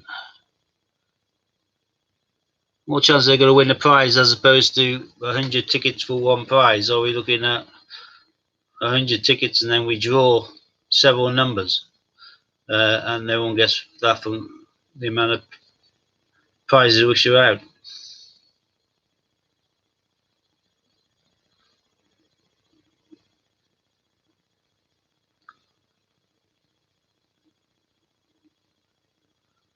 Yeah, no problem. Coins and more. I'll give you my address. Just make a note. Wrong page. Growling about.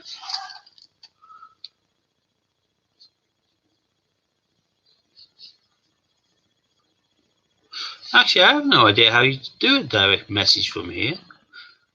How do I message you? I don't think there's a capacity of doing that kind of direct.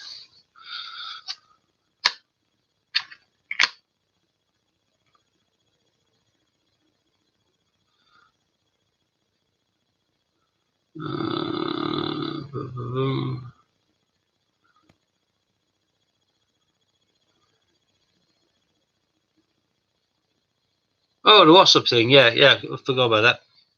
I should do it on WhatsApp.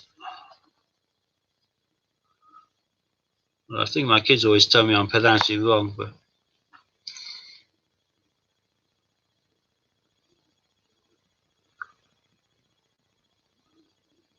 yeah, it could, I'm just reading your message there, Lighty.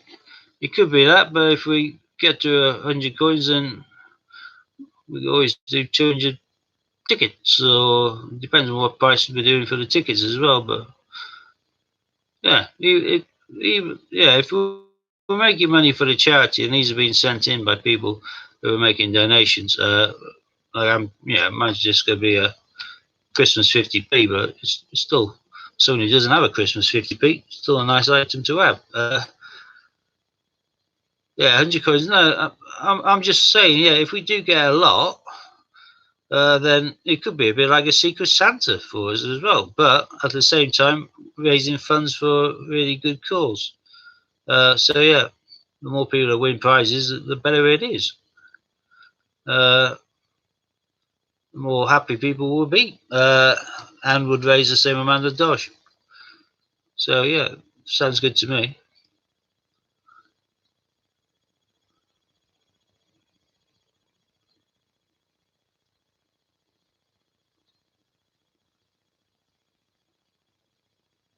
Just thinking, it's obviously down to yourselves, you and Ian, and how to work out the price for the price of the tickets. But yeah, we could make a decent sum for charity there, which should be really good. And if lots of us are donating prizes towards it, like I say, if there's going to be, say, a dozen people or more pulling the prizes from it, from the number generator, it is in a way a bit like a Secret Santa. Yeah, get that one as well. Well, depends.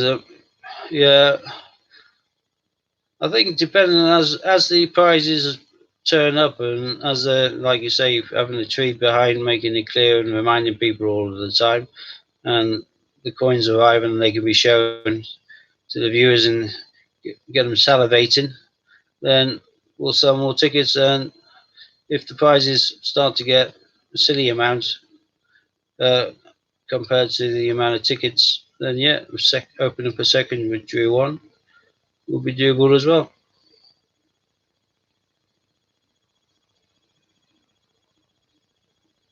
Well, it's Angela's idea, is it? Brilliant. Yeah, that's a great idea. I really like that. And yeah, and like you say, if everybody if you get 100 coins, everyone wins something, it would be a bit like a Secret Santa, wouldn't it?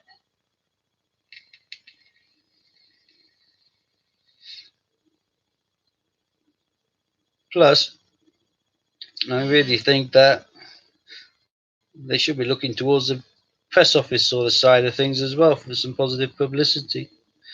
No, don't ever be sorry to butt in. It just changes the conversation stream. It's fine. I was just born in with silver anyway. You got to go, woman. Nice to chat, and hope you follow that advice. Like I say, rich people stay rich because they do things which are sensible, and 3 times the amount of silver for the same price, or makes solid sense, really. No, not 3 times, is it? No, more like about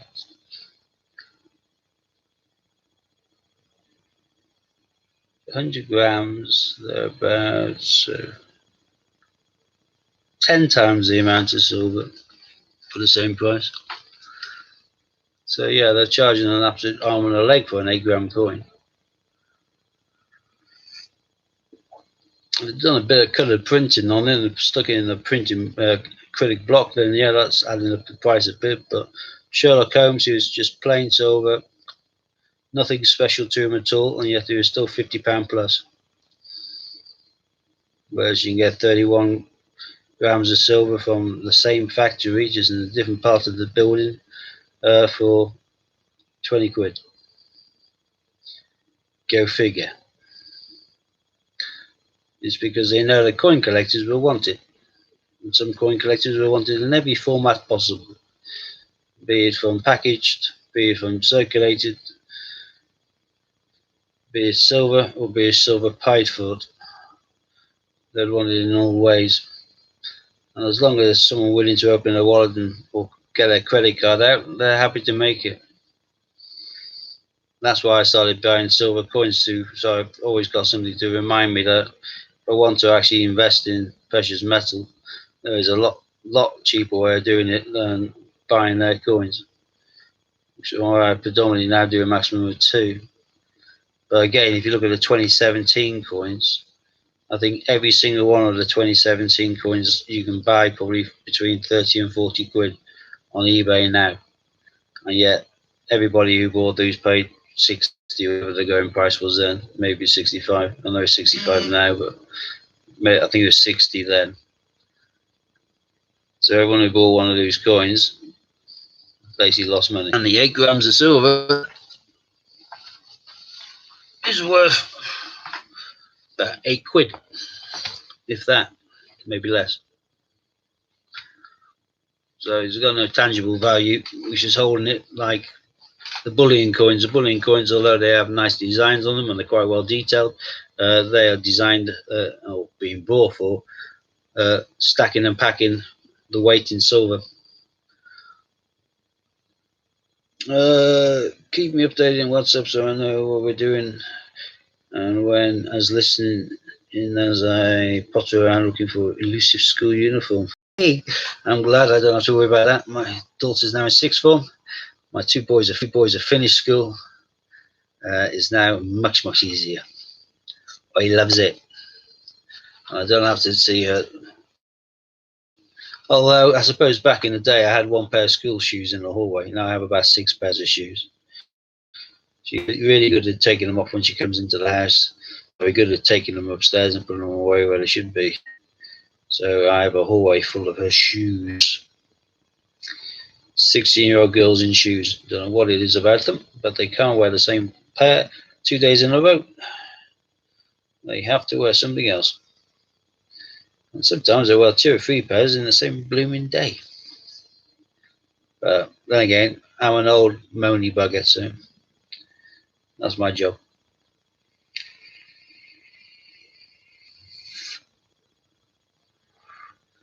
There you go, Cloud Busting by Kate Bush.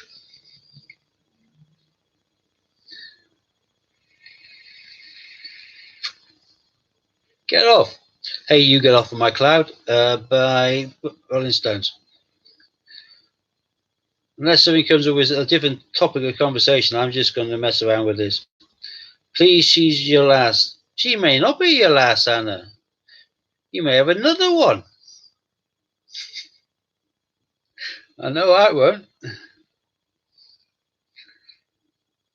My father-in-law's got a friend who's in his late 50s. He looks about 65, but he's in his late 50s. He has grown-up children. His current wife is younger than his eldest child, and they've got kids. They had twins who are now 4. I think they've both got ADHD. They're absolute little terrors and chaotic, and a 2-year-old as well. Yeah, I'd rather gouge my eyes out with hot pokers. I feel the same way. The idea that he's working long and hard now to 6 a.m. comes back, does all the cooking, all the cleaning around the house, most of the nappy changing and all the other bits and pieces in regards to the kids when they were younger. Absolute chaos. He's got grandchildren older than his own kids. The idea of taking that on, I just couldn't imagine I could ever love a woman enough to put myself through that amount of pain and misery.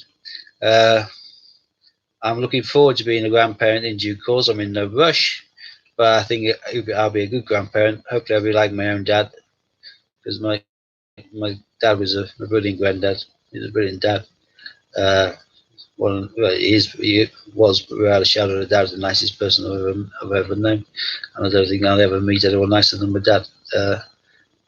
He was one of my best friends, and I love him more than life. But I hope to be a grandpa like him. I won't be a granddad like my father-in-law. I'll be a grandpa, and I hopefully will be just like my dad. I'm hoping to. People say I'm looking like my dad now, so I'm hoping I'm going to be like my dad. But yeah, the idea of being able to give them back at the end of the day, fantastic.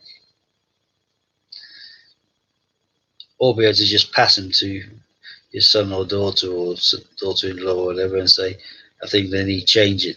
That's lovely. I had all that when I had my kids. I'm looking forward to being able to do the same. Although I am going to make sure I have them for sleepovers when I'm able to, and give their parents a night off when I am a grandfather.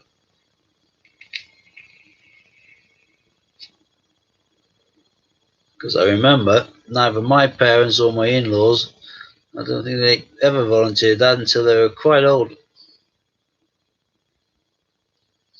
Well, you say you're a grandparent already, Hannah, and you have a 3-year-old granddaughter and a grandson on the way. I can't believe that's true. You look far too young to be a grandparent.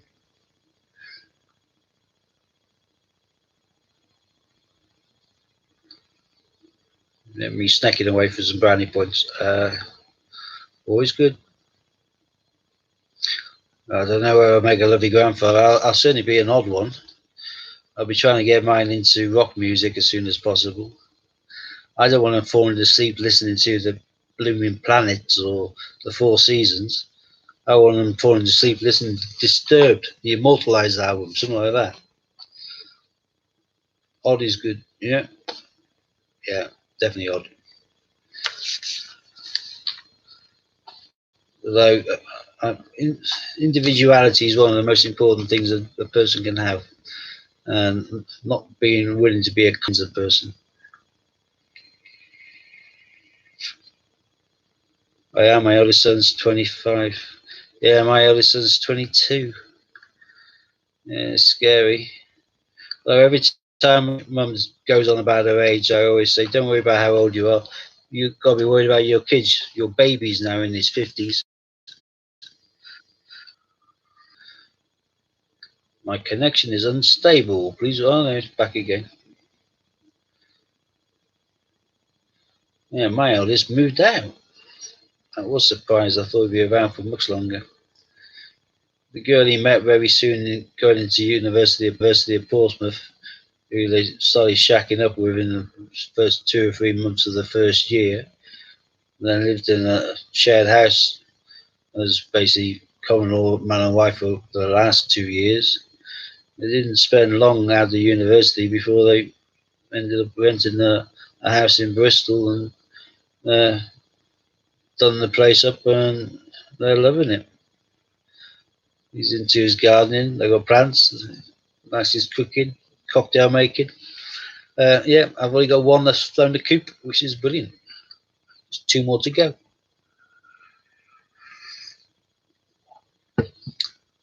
Although both my kids are brilliant, and I don't really foresee them leaving. Certainly not my youngest, not for a long time, which is good. I'm not the sort to get lonely. There's too many good box sets I haven't watched. Did anyone watch The Capture? Okay, that was very good.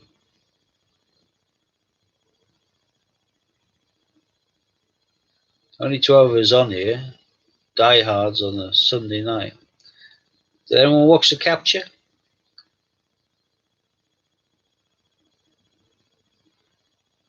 There's another one which is really good. I think it's called something like that. Giri Haji or whatever, which is duty and shame, or shame and duty. I heard of it. No one's watched The Capture. Well, there's a box set. There's 6 episodes. But Giri Stroke Haji is the BBC Two. They've done 3 episodes so far. It's on the old BBC iPlayer catch up. It is brilliant. It's really good. Quite big budget, well made. In regards to the Kusa kind of Japanese mob, and there's a mixture between parts in Japan and parts in England. The opening sequence in the first episode, was brilliant. Very cleverly directed.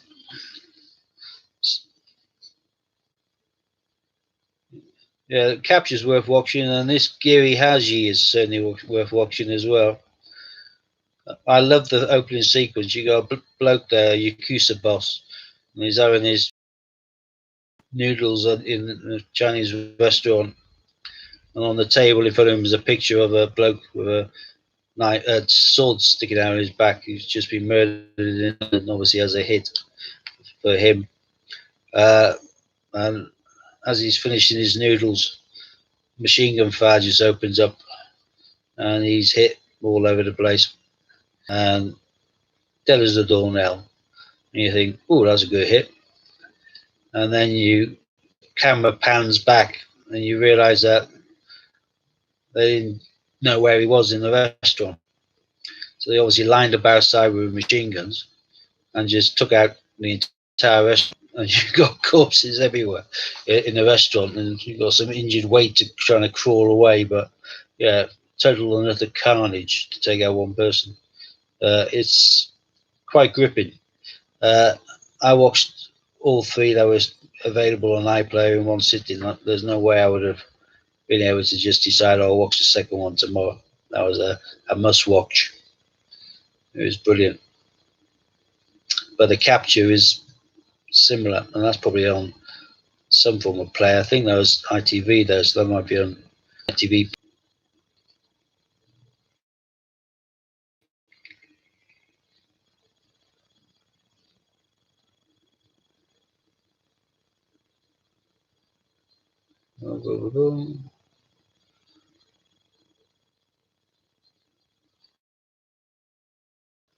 Talk.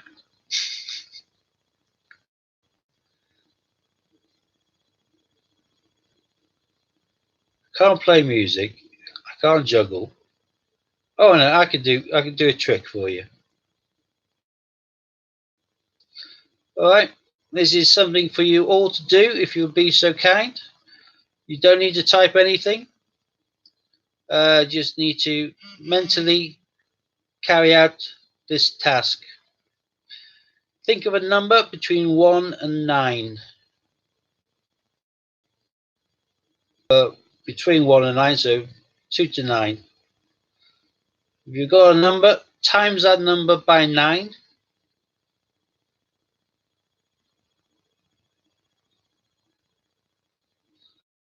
Right, now if you got 3, add the 3 and the 3 together, and that makes 6. Add your two numbers together to make one number. Then now we want to get your number and where it relates to in the alphabet. So if A is 1 and B is 2, work out which number of the alphabet, which letter of the alphabet your number corresponds to.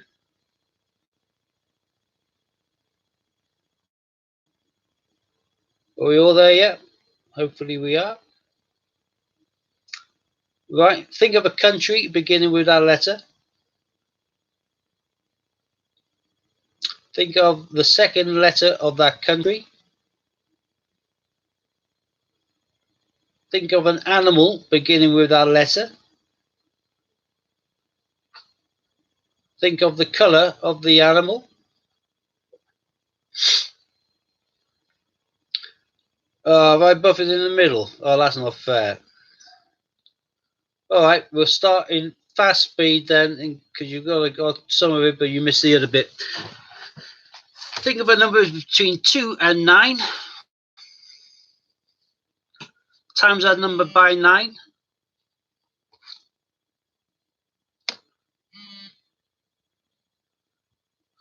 Now, if you should have two numbers probably now, say, I don't know, 22. Add those two numbers together. So 2 and 2 will make 4. Add your two numbers together. Take away 5. Now, we need to work out where your number minus the 5 now relates to in the alphabet. So if 1 is A and 2 is B, work out which letter of the alphabet your number relates to. Think of a country beginning with that letter. Think of the second letter of that country. Think of an animal beginning, which name begins with that letter. Think of the color of the animal. Now, unless you've gone to Dubai, you should all have grey elephants from Denmark. Does anyone have a grey elephant from Denmark?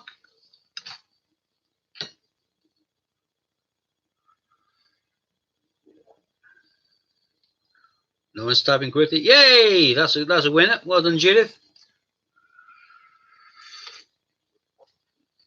Hey, I'm Madeline. I got another one.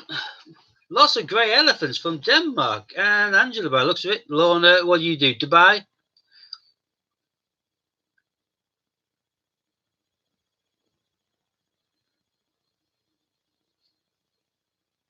Lorna, which country did you have then?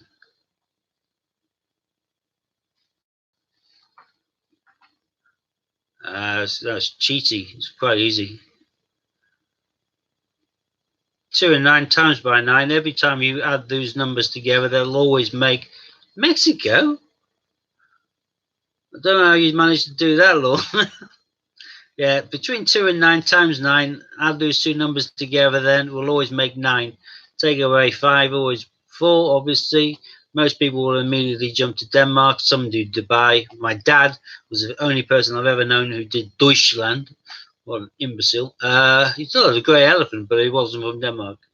If you ask for the second letter E, most people immediately jump to elephant, and they always think of a great as an elephant, a grey elephant from Denmark.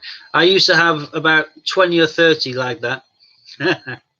I used to have about 20 or 30 of those icebreakers. I used to do a lot of community and race relations training and homophobia.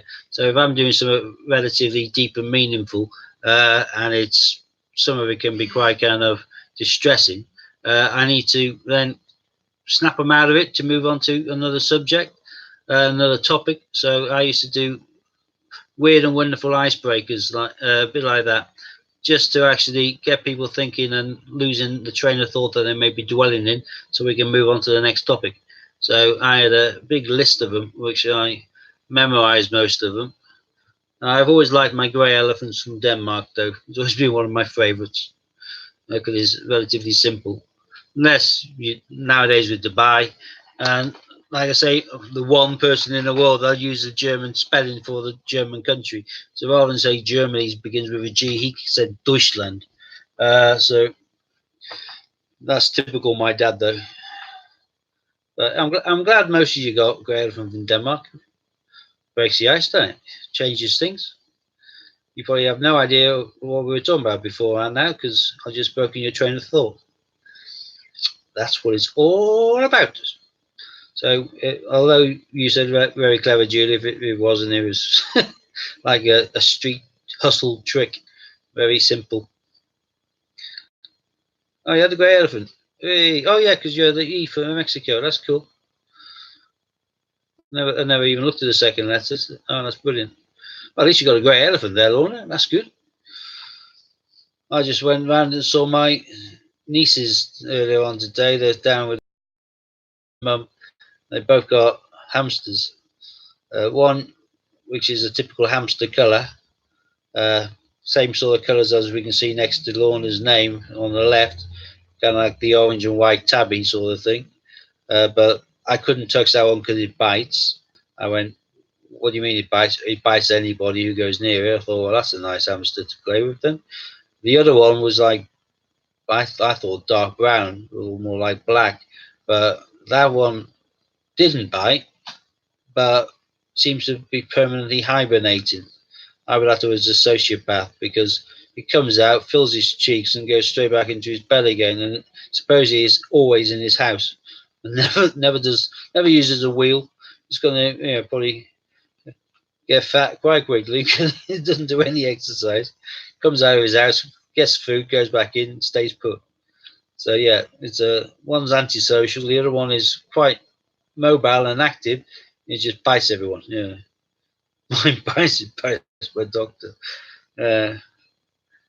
I used to have a hamster. I used to always remember. I used to go like that. I used to constantly change my hand. You should just be running around your hand like that. Going back to Angela's idea, is there a date limit for when you want the coins in? I ordered extra Christmas 50p's 2019 from Gibraltar. It says delivery from 22nd. Oh, that's a bit pants. I'm just thinking that. Which 50p's did you order from Gibraltar, Judith?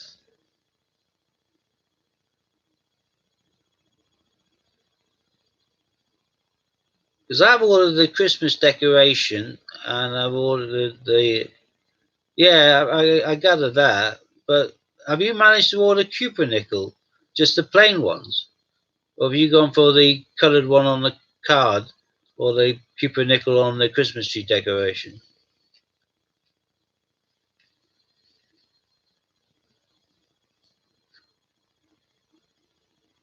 Plain? Where'd you order that from, Judith? Because I buy lots of them, or I did last year. But I bought them from a person in Gibraltar. And he's obviously making a profit in order to be selling them to me.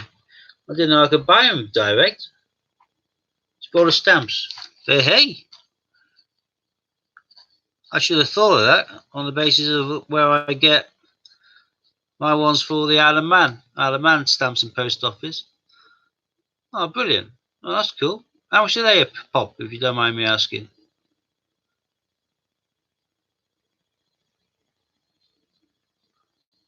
Because I'm a firm believer that I reckon that any Christmas coin probably doubles, if not triples, in the first year, but certainly by year 2 is at least 3 times what you paid for it. Which means if you got some spare pennies and you want to invest it, if you buy the Christmas coins at a decent price, and if it's from Gibraltar stamps, cutting out the middleman, although they're probably, oh, that's not bad.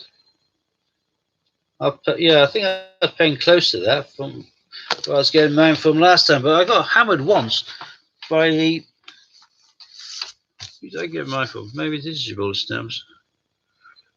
Yeah, it is Gibraltar stamps. That's who I was buying mine from last year. I got hammered once for tax on them. Oh, that's cool then. I'll definitely get some of these soon as then. Yeah, no, I don't think there's got to be any time limit on it. It's a case of when they get in, when they get in. If they're talking about it being Christmas, and I'm assuming we're looking at doing like a Christmas draw when it gets close to Christmas. So yours are coming out from the 22nd of November. You probably haven't. We're in the first week of Christmas. First 3 on 10. Oh well, that's brilliant. Yeah, I obviously get them from. I get them from him, but I obviously get them from him via eBay. So I much prefer to cut out eBay from getting any of it. So okay, that'll be brilliant. And I'll do one from one of the previous years. So yeah, any kind of Christmas coin, as far as I'm concerned, is a good thing to keep as long as it's a book of coin. That's why I was a little bit surprised when people were showing those really naff kind of Peter Rabbit 1999 genuine gold plated rubbish tokeny thing. I hate that. Coins are coins, and medals and tokens and whatever. They shouldn't be mixing them up and put them in the same kind of ballpark. It just confuses people. Then you get somebody even buying something for 20 quid, which is worth basically pennies, and will have a resale value of half of what you paid for it.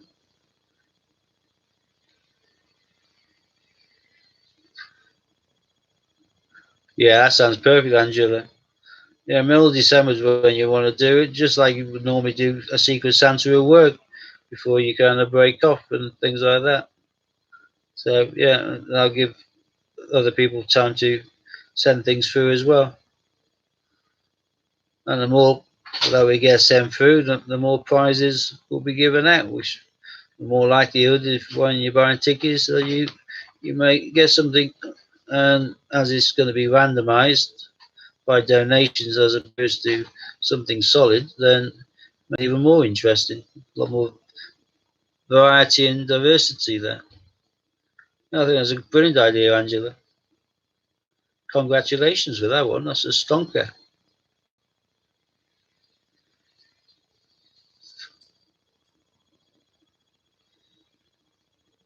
Yeah, I was talking about earlier on about the scarves around lampposts. There's lots of WIs and things like that across the country, and they all kind of like do their knitting of scarves, and they then tie them then around thin trees in parks and lampposts and things like that. The idea is that if you're on the streets and you're homeless, and you can just untie it from the tree and tie it around your neck, and get yourself nice and warm and toasty sort of thing.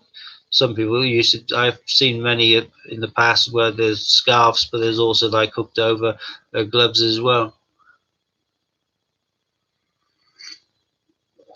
Because winter can be brutal. I think we all know what it's like when you get in and you kind of shiver and shake.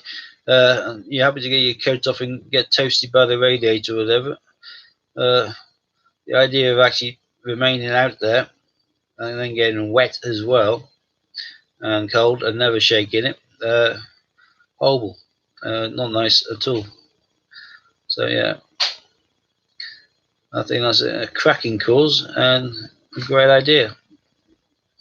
And to be fair, it would be enjoyable. It'd be enjoyable for us to all, have the chance of getting a random gift kind of thing, a bit like a Secret Santa but coin related, which would be nice. There's already a few silver proofs promised. There's going to be some pretty good prizes by the looks of it. Watson, you waiting for someone to play with you? You are, aren't you? Where's Emerald? Where's Emerald then, eh? What's she doing? What's she doing? Eh? Do you want to come here and be a media star again? Ah, come here. Shabby, you bugger. There we go. Say hello to everyone. Hello. Look, look. Look at the picture.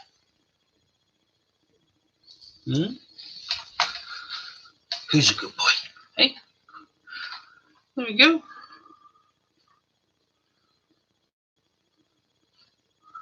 Looking to see what you can eat.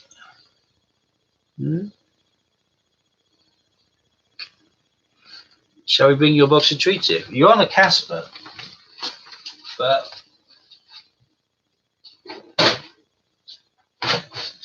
if anyone has dogs, I highly recommend these Whimsies, because these are rock hard. And this is the box for, it'll stay put now because it's happy. This is for small pets, or small petite.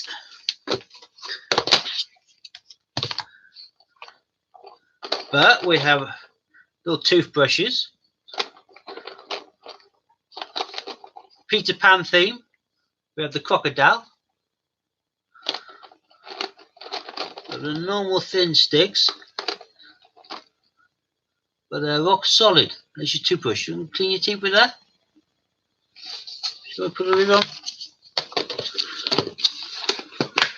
My box for when he's round here. I've got him another box to be wrapped up along with a pack of 12 of the marrowbone nibbles. Do you want to eat this or not? I'll hold it for you if you want.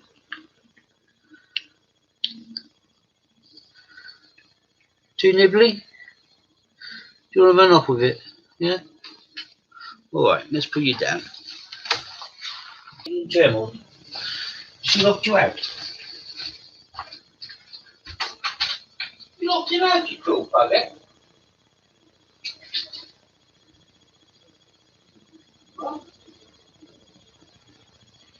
I can't lock out Watson. God.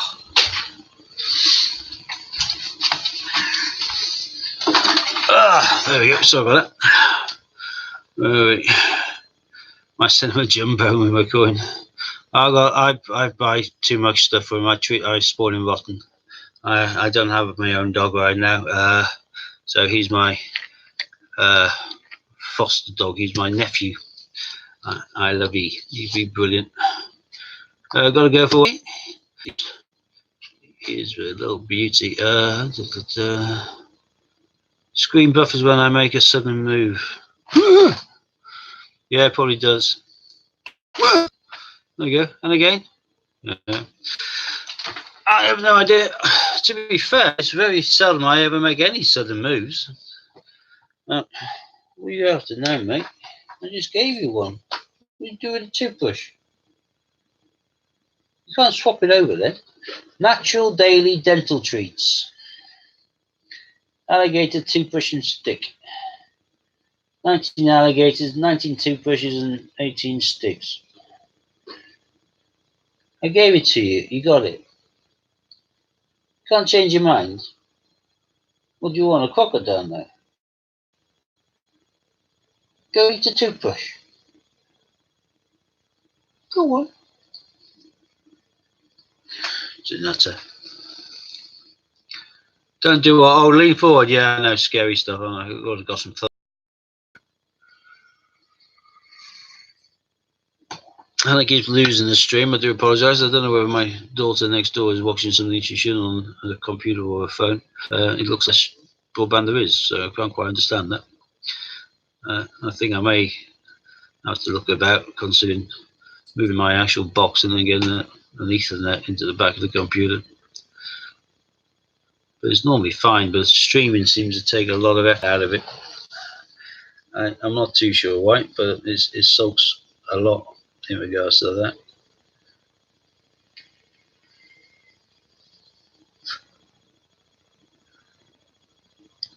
Still smiling with Madeline's comment of me making a sudden move towards it.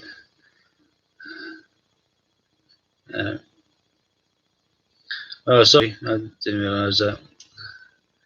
Yeah, that was just me testing out the buffering bit now. I tend not to make sudden moves if I can at all help it.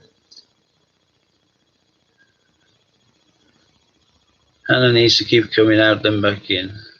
I'm saying nothing to that, Hannah, because I'm a good boy. But yeah, whatever floats your boat. Carl, hello. Yeah, it's not close to the router. It's in a totally different room and different area. But yeah, I am gonna have to replace it. I'm thinking of getting myself a desktop-y sort of one here, which I'm used to for just for like email and for my website and that. To get myself something like a Google what they call them, Chromebook or whatever like that. If I can get a Chromebook which has Wi-Fi or this sort of capacity, which I'm sure they all do because they're all modern things, I'll be able to then just stream using a Chromebook in future. I think once I have retired, as it were, and I get the extra income in a lump sum turning up in my account, I think updating my computer and my phone is the two priorities. My phone's all right, but certainly not good enough for modern technology.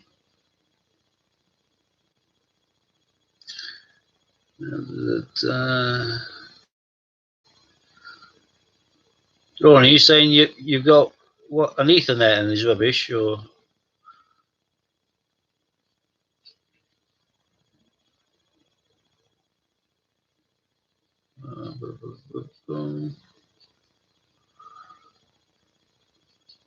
Wi-Fi booster plug fits in the power socket. No, I think my Wi-Fi sound. To be fair, I think all of the problems we experience whilst I'm streaming is because of my computer. It's a good Lenovo all-in-one, but it is getting a bit old now, and whacking on videos and streaming on it, I think it's just taking its toll. It's slowing down and getting sluggish and sulking, and I think that's probably what's causing any lags or buffering. I think it's not down to my Wi-Fi. I think my Wi-Fi is very powerful. I think it's the computer is on its last legs.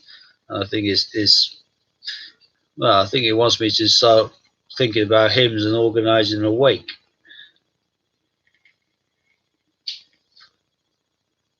Oh, Mint Coins, you got your own name now, you Ali. I like it. Uploaded your first coin video today. Oh, I'll look at it later on. Do you find anything decent or not? Don't forget, they officially class any coin hunt that includes an Olympic to be worthwhile. I had one particular hunt which was Olympic based. I think somebody had just cashed in their coin collection before I got the 250 quid bag of them. So I think I got 18 or something like that in one hunt, including wrestling and judo, and it was absolutely fantastic.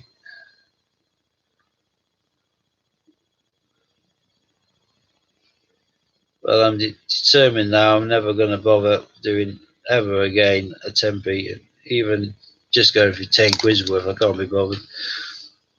I'll get enough through my change to look for the dates like 96, 97 and things like that, and I'll pull them to one side, but I'm not going to go through 1,000 coins to try and find one alphabet 10 pence or something. What for were they? Oh, you in regards to, yeah. Oh no, 4 in 100 would be really good. Mine was just unbelievable. It was just ridiculous. And loads of them all in the same bag, so I think it was just pure chance. Someone cashed them in.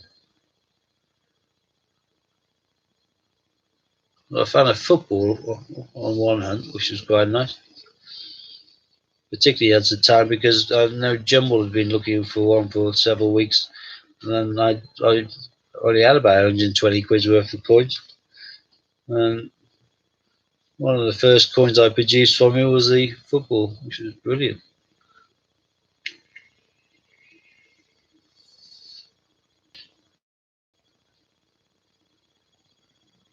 Ali, mint coins. What for did you find then? Or which ones? Anything decent?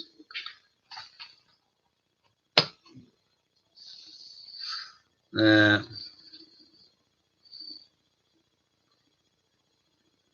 There's a lot of knocking about still though.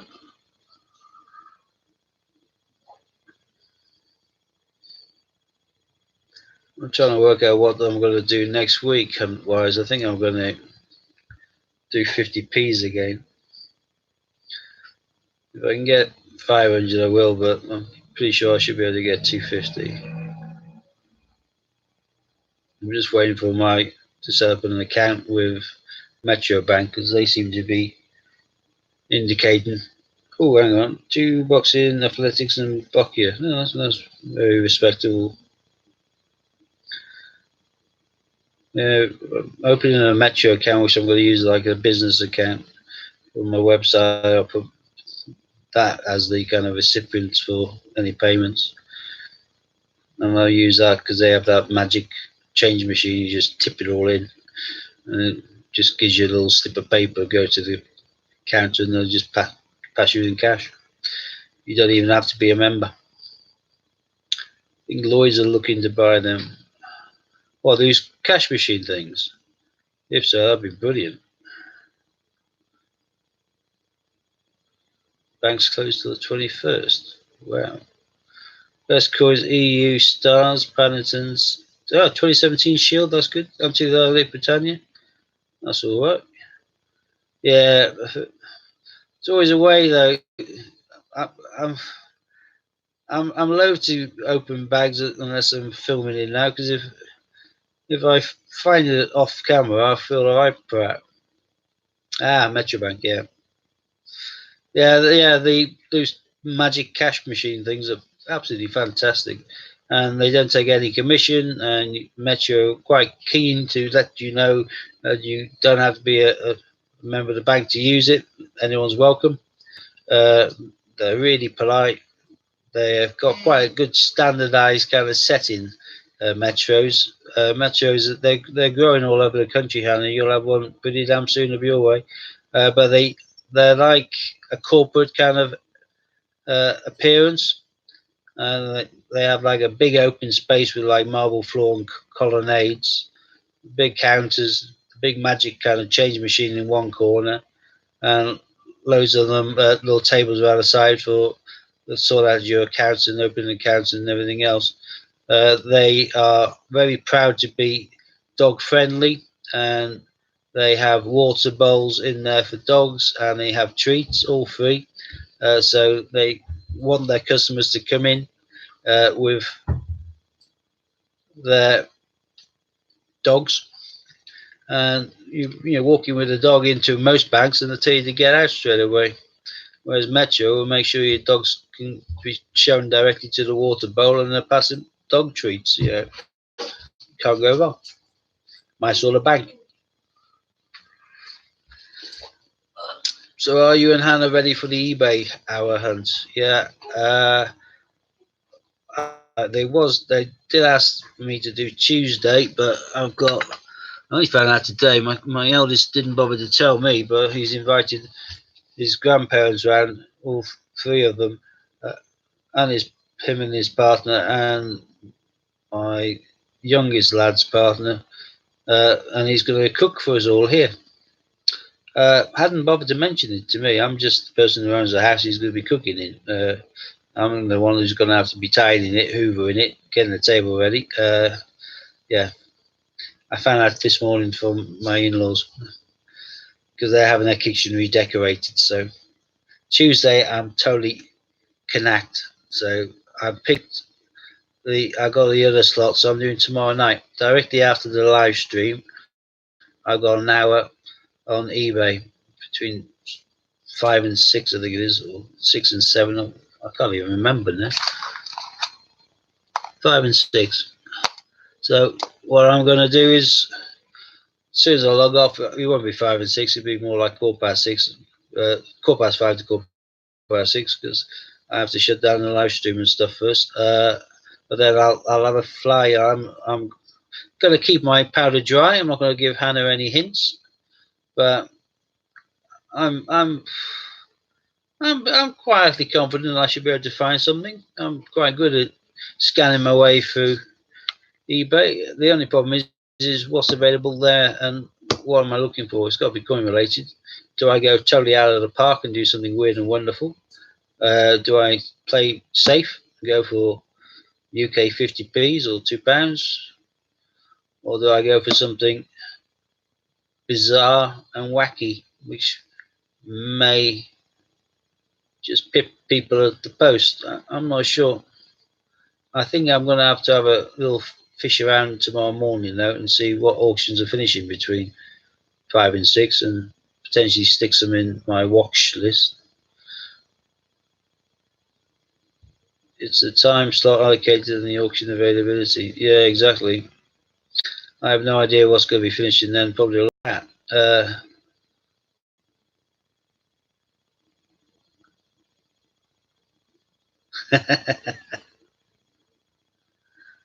I like that. Be using the coin machines. Telling them I'll try to stop winning prizes from the machines when they ask me to guess the total amount. Hannah's doing the same as me, and yeah, have a skegs. Put a few things in your watch list. If they're blowing out of the water because of the price before you get them, then they can be ignored, but at least you've got a few backup plans towards the end. So if you are having a weird and wonderful diversionary hunt for the first half an hour, you've always got something to fall back on potentially at the last. I don't know. It's difficult.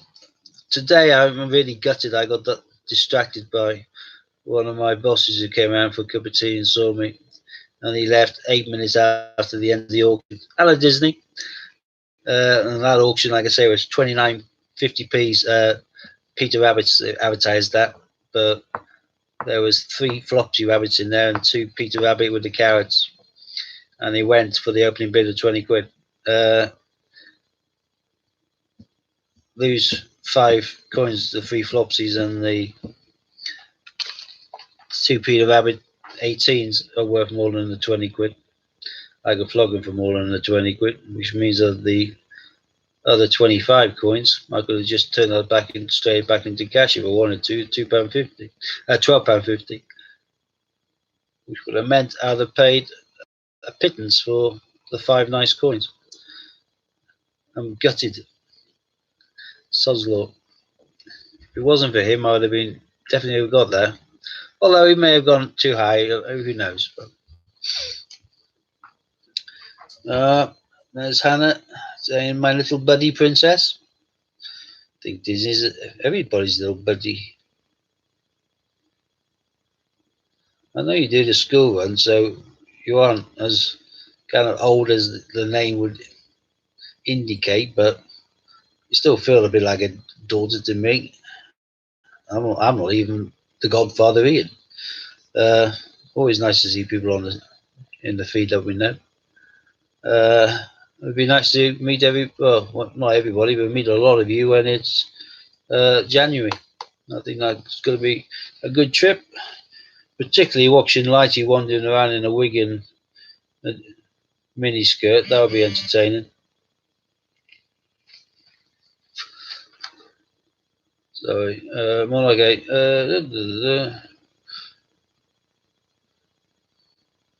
This is my sister-in-law talking about the dog. Gonna be here in about 20 minutes.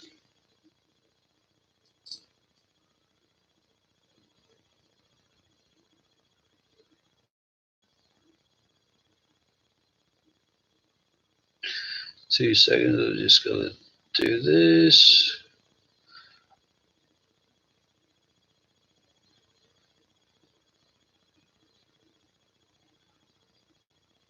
There we go. Gone. Right. Oh, that's so sweet. You're next, Steve. And having been waxed, no. Did I once before?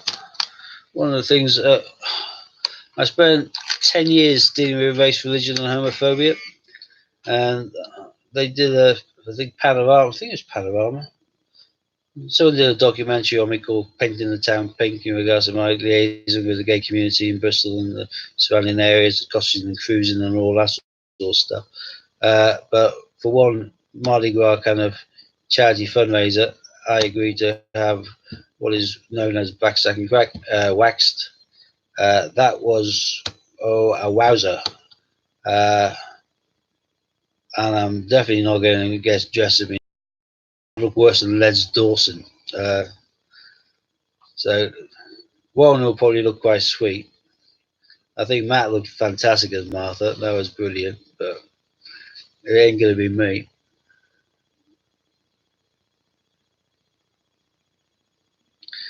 Yeah, we'll have to find out how much it is. We'll have to make sure it gets to the right amount. To baby Warren overages, he thought I was younger too, actually. 39 in January.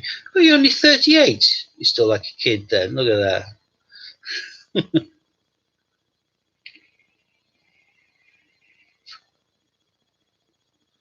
Hannah and Louise waxing him. I hope it's going to be an all over wax. Because area off one eyebrow. Most painful. If you shaved off two, then you've done the job for them. The fun is shaving off one because you cannot walk around with one eyebrow. You look a prat, so you have no option but to shave off the other one. So by shaving off just the one, you therefore then increase the torment, I suppose, by making them shave off their own eyebrow then as well, which is always entertaining. And back before Rolf Harris was in the doghouse, as it were, in regards to his alleged behaviour, etc. The in the army used to be Rolfing somebody, and that basically was if someone was hideously drunk, we used to get a permanent marker pen and doodles and comments and everything else all over their physog. And if they're drunk and they're waking up on short notice, soon, quite quick before a parade, we've even had people actually go outside in full uniform for parade without actually realising that they had some comments in regards to the sergeant major on their forehead in indelible ink. That was always entertaining. Nowadays, it's called bullying, I suppose. But hey, I've sponsored, yeah, but I will soon. I haven't sponsored yet. Right? No, I am. I'm waiting to see whether it needs a kick towards the end. But yeah, you'll certainly get something from me. I think that's brilliant. Brave as hell. I couldn't do it.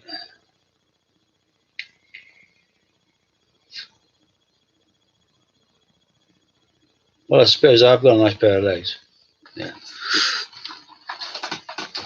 They got a bit fat in my older years, so maybe not. I always think my best feature is one of my toes. So if your best feature on your entire body is one toe, then that says a lot about the rest of your body. So.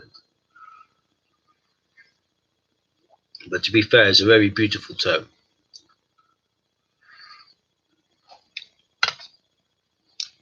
Yeah, he's doing it, all of his for like minders, isn't he? I think certainly for mental health. I think it's mind, or be one of his choosing, but close to. And again, all of these sort of things, a bit like the the raffle Christmas tree idea. All of the, well, yeah, they can't not. If they try not to, then I can spout off law at them, chapter and verse. They'll have no option at all. It would be uh, technically, under the eyes of the hate crime legislation, it would be classed as a hate crime. There would be discrimination as well. And that's the sort of thing that would make national media interest. They would not want to risk that, not with a crowd of horses chasing them. They would not want to risk that. I can make them true in their boots. Yeah, massive. Well, it would be classed as a hate crime if they tried to stop him, and it would be sexual discrimination, and they'd be absolutely knackered. It wouldn't be a case of we could sue. It would be a case of we got everything to sue, and they're over a barrel. They wouldn't. They wouldn't risk it. Not a chance on earth.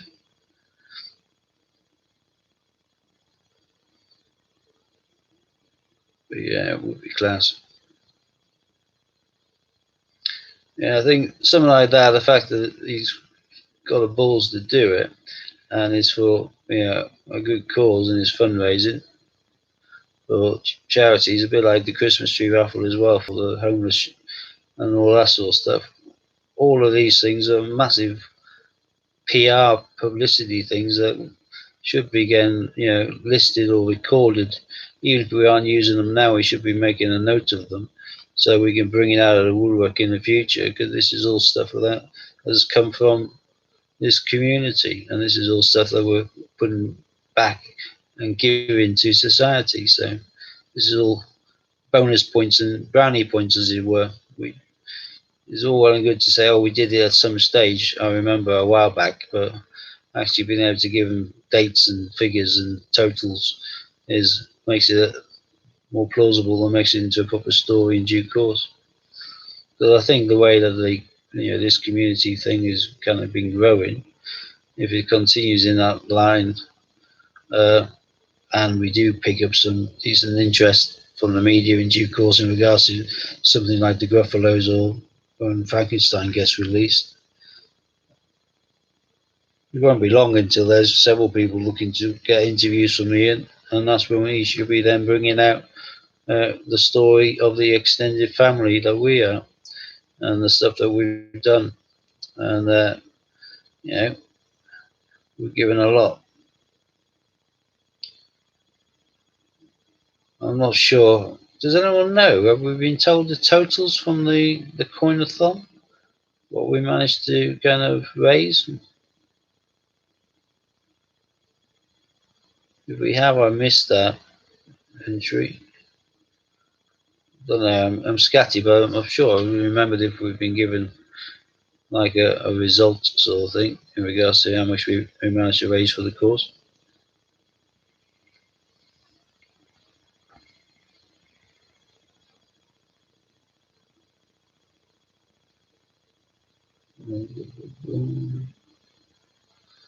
I'm assuming from everyone's silence that no one's heard anything, so I'll have to ask and get an update in regards to that. I'm sure we must have done quite well.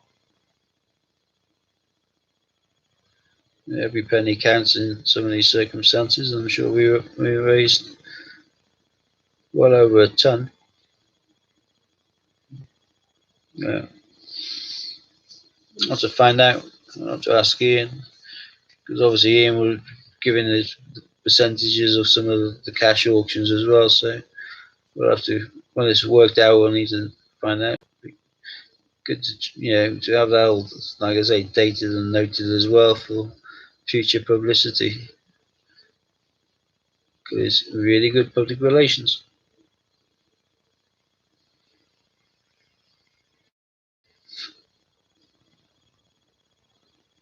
Boom, boom, boom, boom. Who's on after me? Is it Warren? Is he doing a late shift again?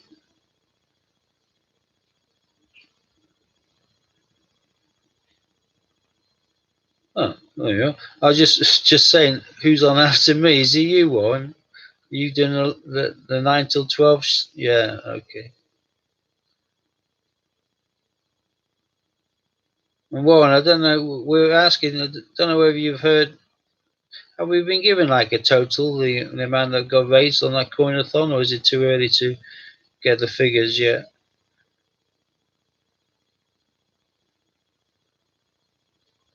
Lighty, the night shift with Lighty, like a radio DJ.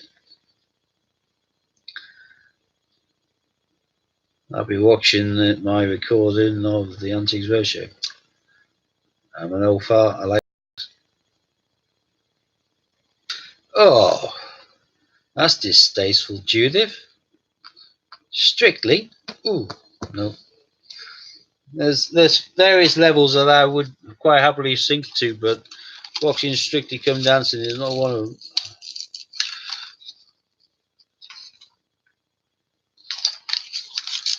I was put off that for life after we had what's the bloody name? My brother used to run a church around in my area. Anne Widdicombe. Yeah, Anne Widdicombe put me off watching that program for life, I think.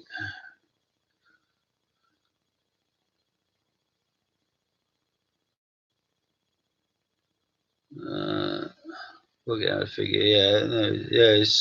I knew it'd take a while to work out. That's cool. Lighty's saying hello Disney, and then I don't know that kind of shape. That emoji always reminds me of a duck. I always think of an orange bill. Is this supposed to be a duck? Oh no! Now you're talking about. Oh, yeah, Judith. Don't tell me ever. Disney. After you watch it tomorrow, don't tell me either. I want to keep a secret. I want to keep in suspense until I move into the next sphere of dimensional life. And I move on from this mortal coil. Then I can find out about that if I've been sent to the bloke downstairs with the trident and all the flames and smoke. I'm sure there I'll be shown strictly on a repetitive stream.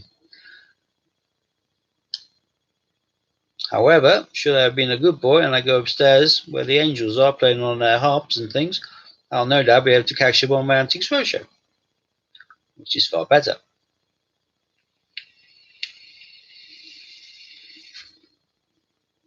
Remind me not to tune in tomorrow. Oh no, I'm doing a live stream on the afternoon, aren't I?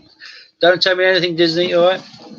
I want to keep it a secret to myself until I'm on my deathbed. What are you doing? I found a pack of gingers in there, you bugger, which had been opened and then just left in there. I'll eat them. Well, I couldn't eat them. They've gone blooming soggy. I'll eat them if I eat a packet of biscuits and you still don't want to go. So do I. So who they do? And then left the rest unsealed. That is a tiny amount. You know that I would eat more than that. Yeah, so do I. But, you know, it's all soggy now. Terrible. It is. Hmm? Now, you've got lots of digestives there as well. You got Rick's team here, do you? Hmm? I didn't realise that. I'll take them into work then. Next time I go in to see the team, I'll take them in, yeah. Back to the good ones. Alright. You got me going then. The squashies. What? Mint Club. Only because I went out the food once. What? No, we're going to be eating something later on. Not you saying, no, I'm not hungry. Oh, Zoe's going to be here in about now. Right.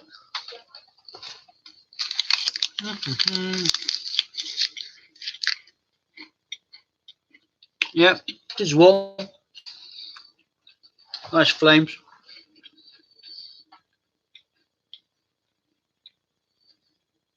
And to be fair, it sounds a lot more interesting down there than it does up there. I think up there I'll just probably get bored. Down there it always seems to be something happening.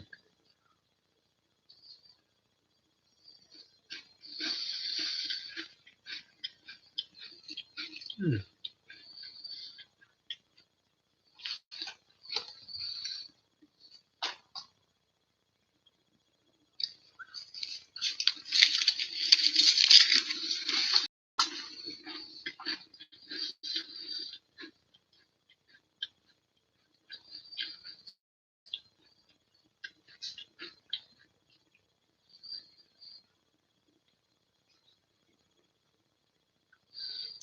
Like to your Lorna, is there like a cause for the super cash? Is it key therapy or is it something else?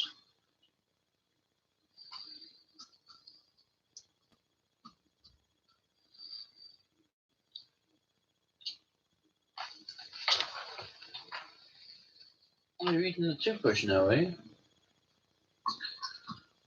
Good timing, mate. Your mum's about to come.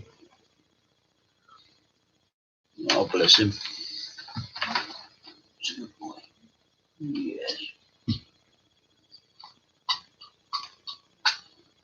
You always like being close to me, don't you?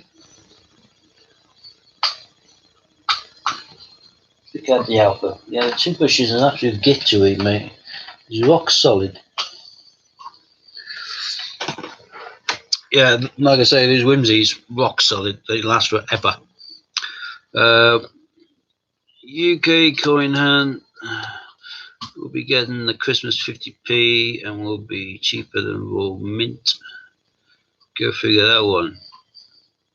Well, you're talking about £9 a pop, sort of. Because Coin Hunters popped out saying order now £9.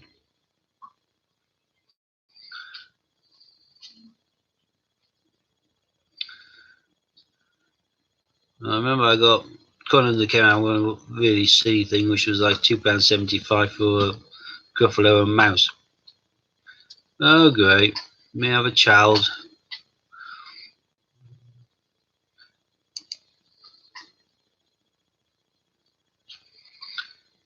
Zange Gaming. Go find a bigger rock to crawl back under, please. You're welcome here. My computer's too slow to block him again. There we go. Come on, I've got two mods and you're both missing this one.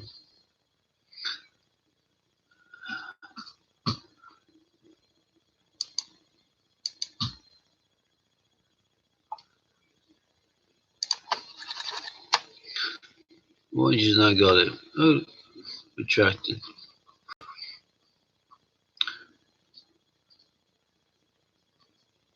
Oh, forget that one then. So now I was just going to raffle something off if he was going for a charity.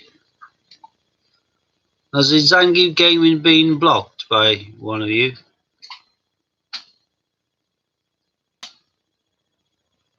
What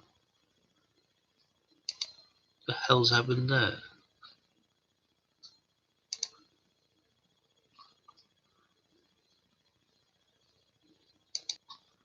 It's not said how much, just said it'd be cheaper.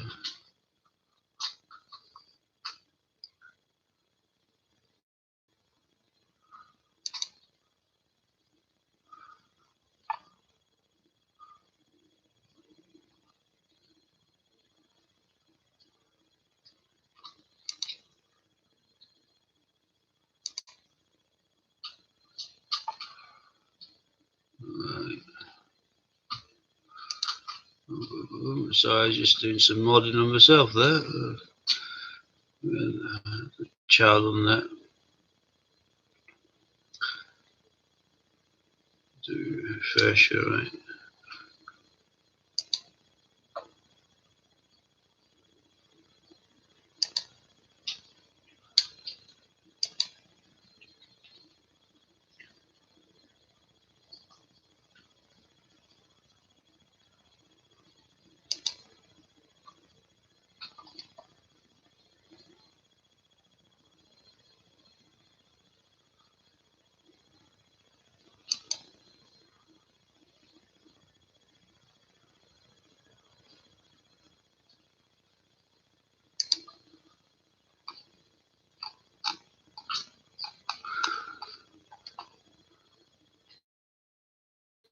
Zangi Gaming has been abusive and obnoxious. I've now hidden him. I pressed report after he came up with the first FU.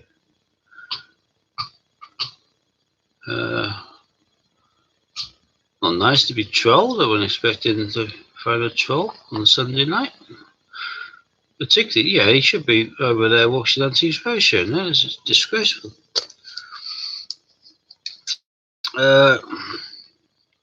Social life, Lorna can't see him.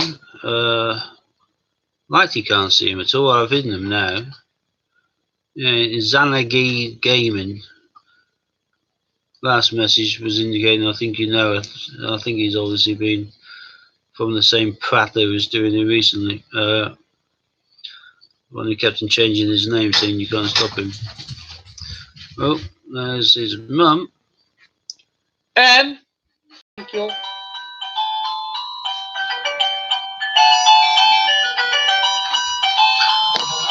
2 seconds.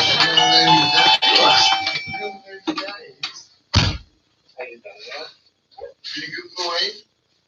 Give it a run around, Daddy.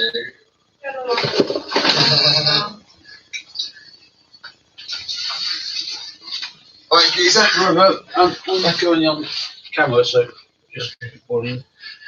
You're currently on camera. Yeah, look back again. Can't see him. Yeah, he's blocked now anyway. So my brother picking up Watson. I hope he says goodbye before he goes.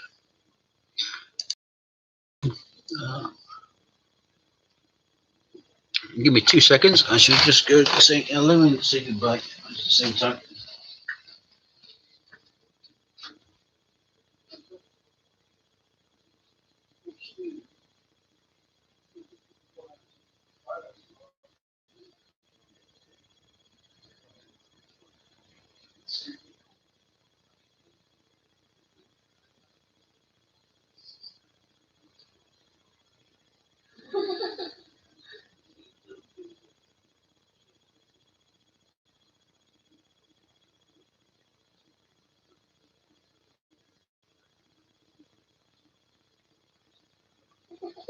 You alright then? Happy? Yeah. Unbelievable. Right, nearly forgot this. I think frozen because hopefully it's still working. I ordered one of these during 50% off. Not this one because I'd already sold out of this one, but I got a Flopsy which I didn't have, and I actually ordered this one another time when they had 50% off. So I only paid 60 for this one as well, which is a nice blue one. Peter Rabbit with the cow or radish or whatever you want to call it. In the box we have the book and we have the silver proof, and you pay obviously 60 quid or 65 whatever it is for one of these like that anyway. Let's go off the back of it. So I thought when it came down from this 120 to 60 to buy him, I thought I'd have him, and then when it did that little offer, I thought I'll take advantage of that and buy the Flopsy which they had, bearing in mind they're the same vintage, 1.4 mil. So I could do it. Gorgeous little book. And the Flopsy is in pink, and that offer is still currently on, I think, at the moment, where if you use go in voucher codes, I think they said it is valid to the 4th or 3rd, maybe up until midnight tonight, but 120 down to 60. So I've got this blue one to weigh around until I have a probably a boy grandson. And then the pink one will be arriving this week for half price. I got using the DSC 262 along following voucher code. Right, $9.29 if you order the new Christmas from UK Coin Hunt. You just send me a link. If you use top cashback and you use it the Royal Mint, you're getting 7.35. So you're getting actually a few pence more than that in top cashback, and you're getting it next day kind of released from when they produce it, posted out or thereabouts. And if you spend £45 or more, you're getting it free anyway. Quite often they up that rate. I recently joined all of the promos to get those packaged Peter Rabbits for £5 each. That was during the promo where I was getting 12% cash back on top cashback. Maybe Tuesday, if not Thursday. Yeah, definitely next week is the Snowman coming out. Snowman 2. I've got a feeling it's going to be Tuesday, actually. Really quick after Wallace and Gromit, if you think about it, but they want to maximise their sales before Crimbo, so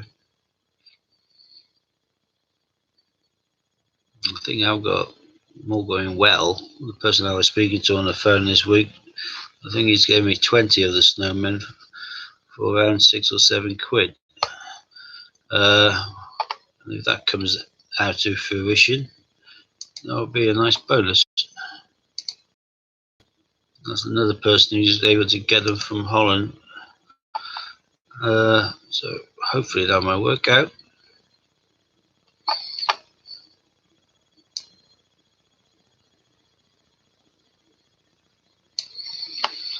Just waiting for this thing to open back up. Oh, God's sake, this thing is doing my head in.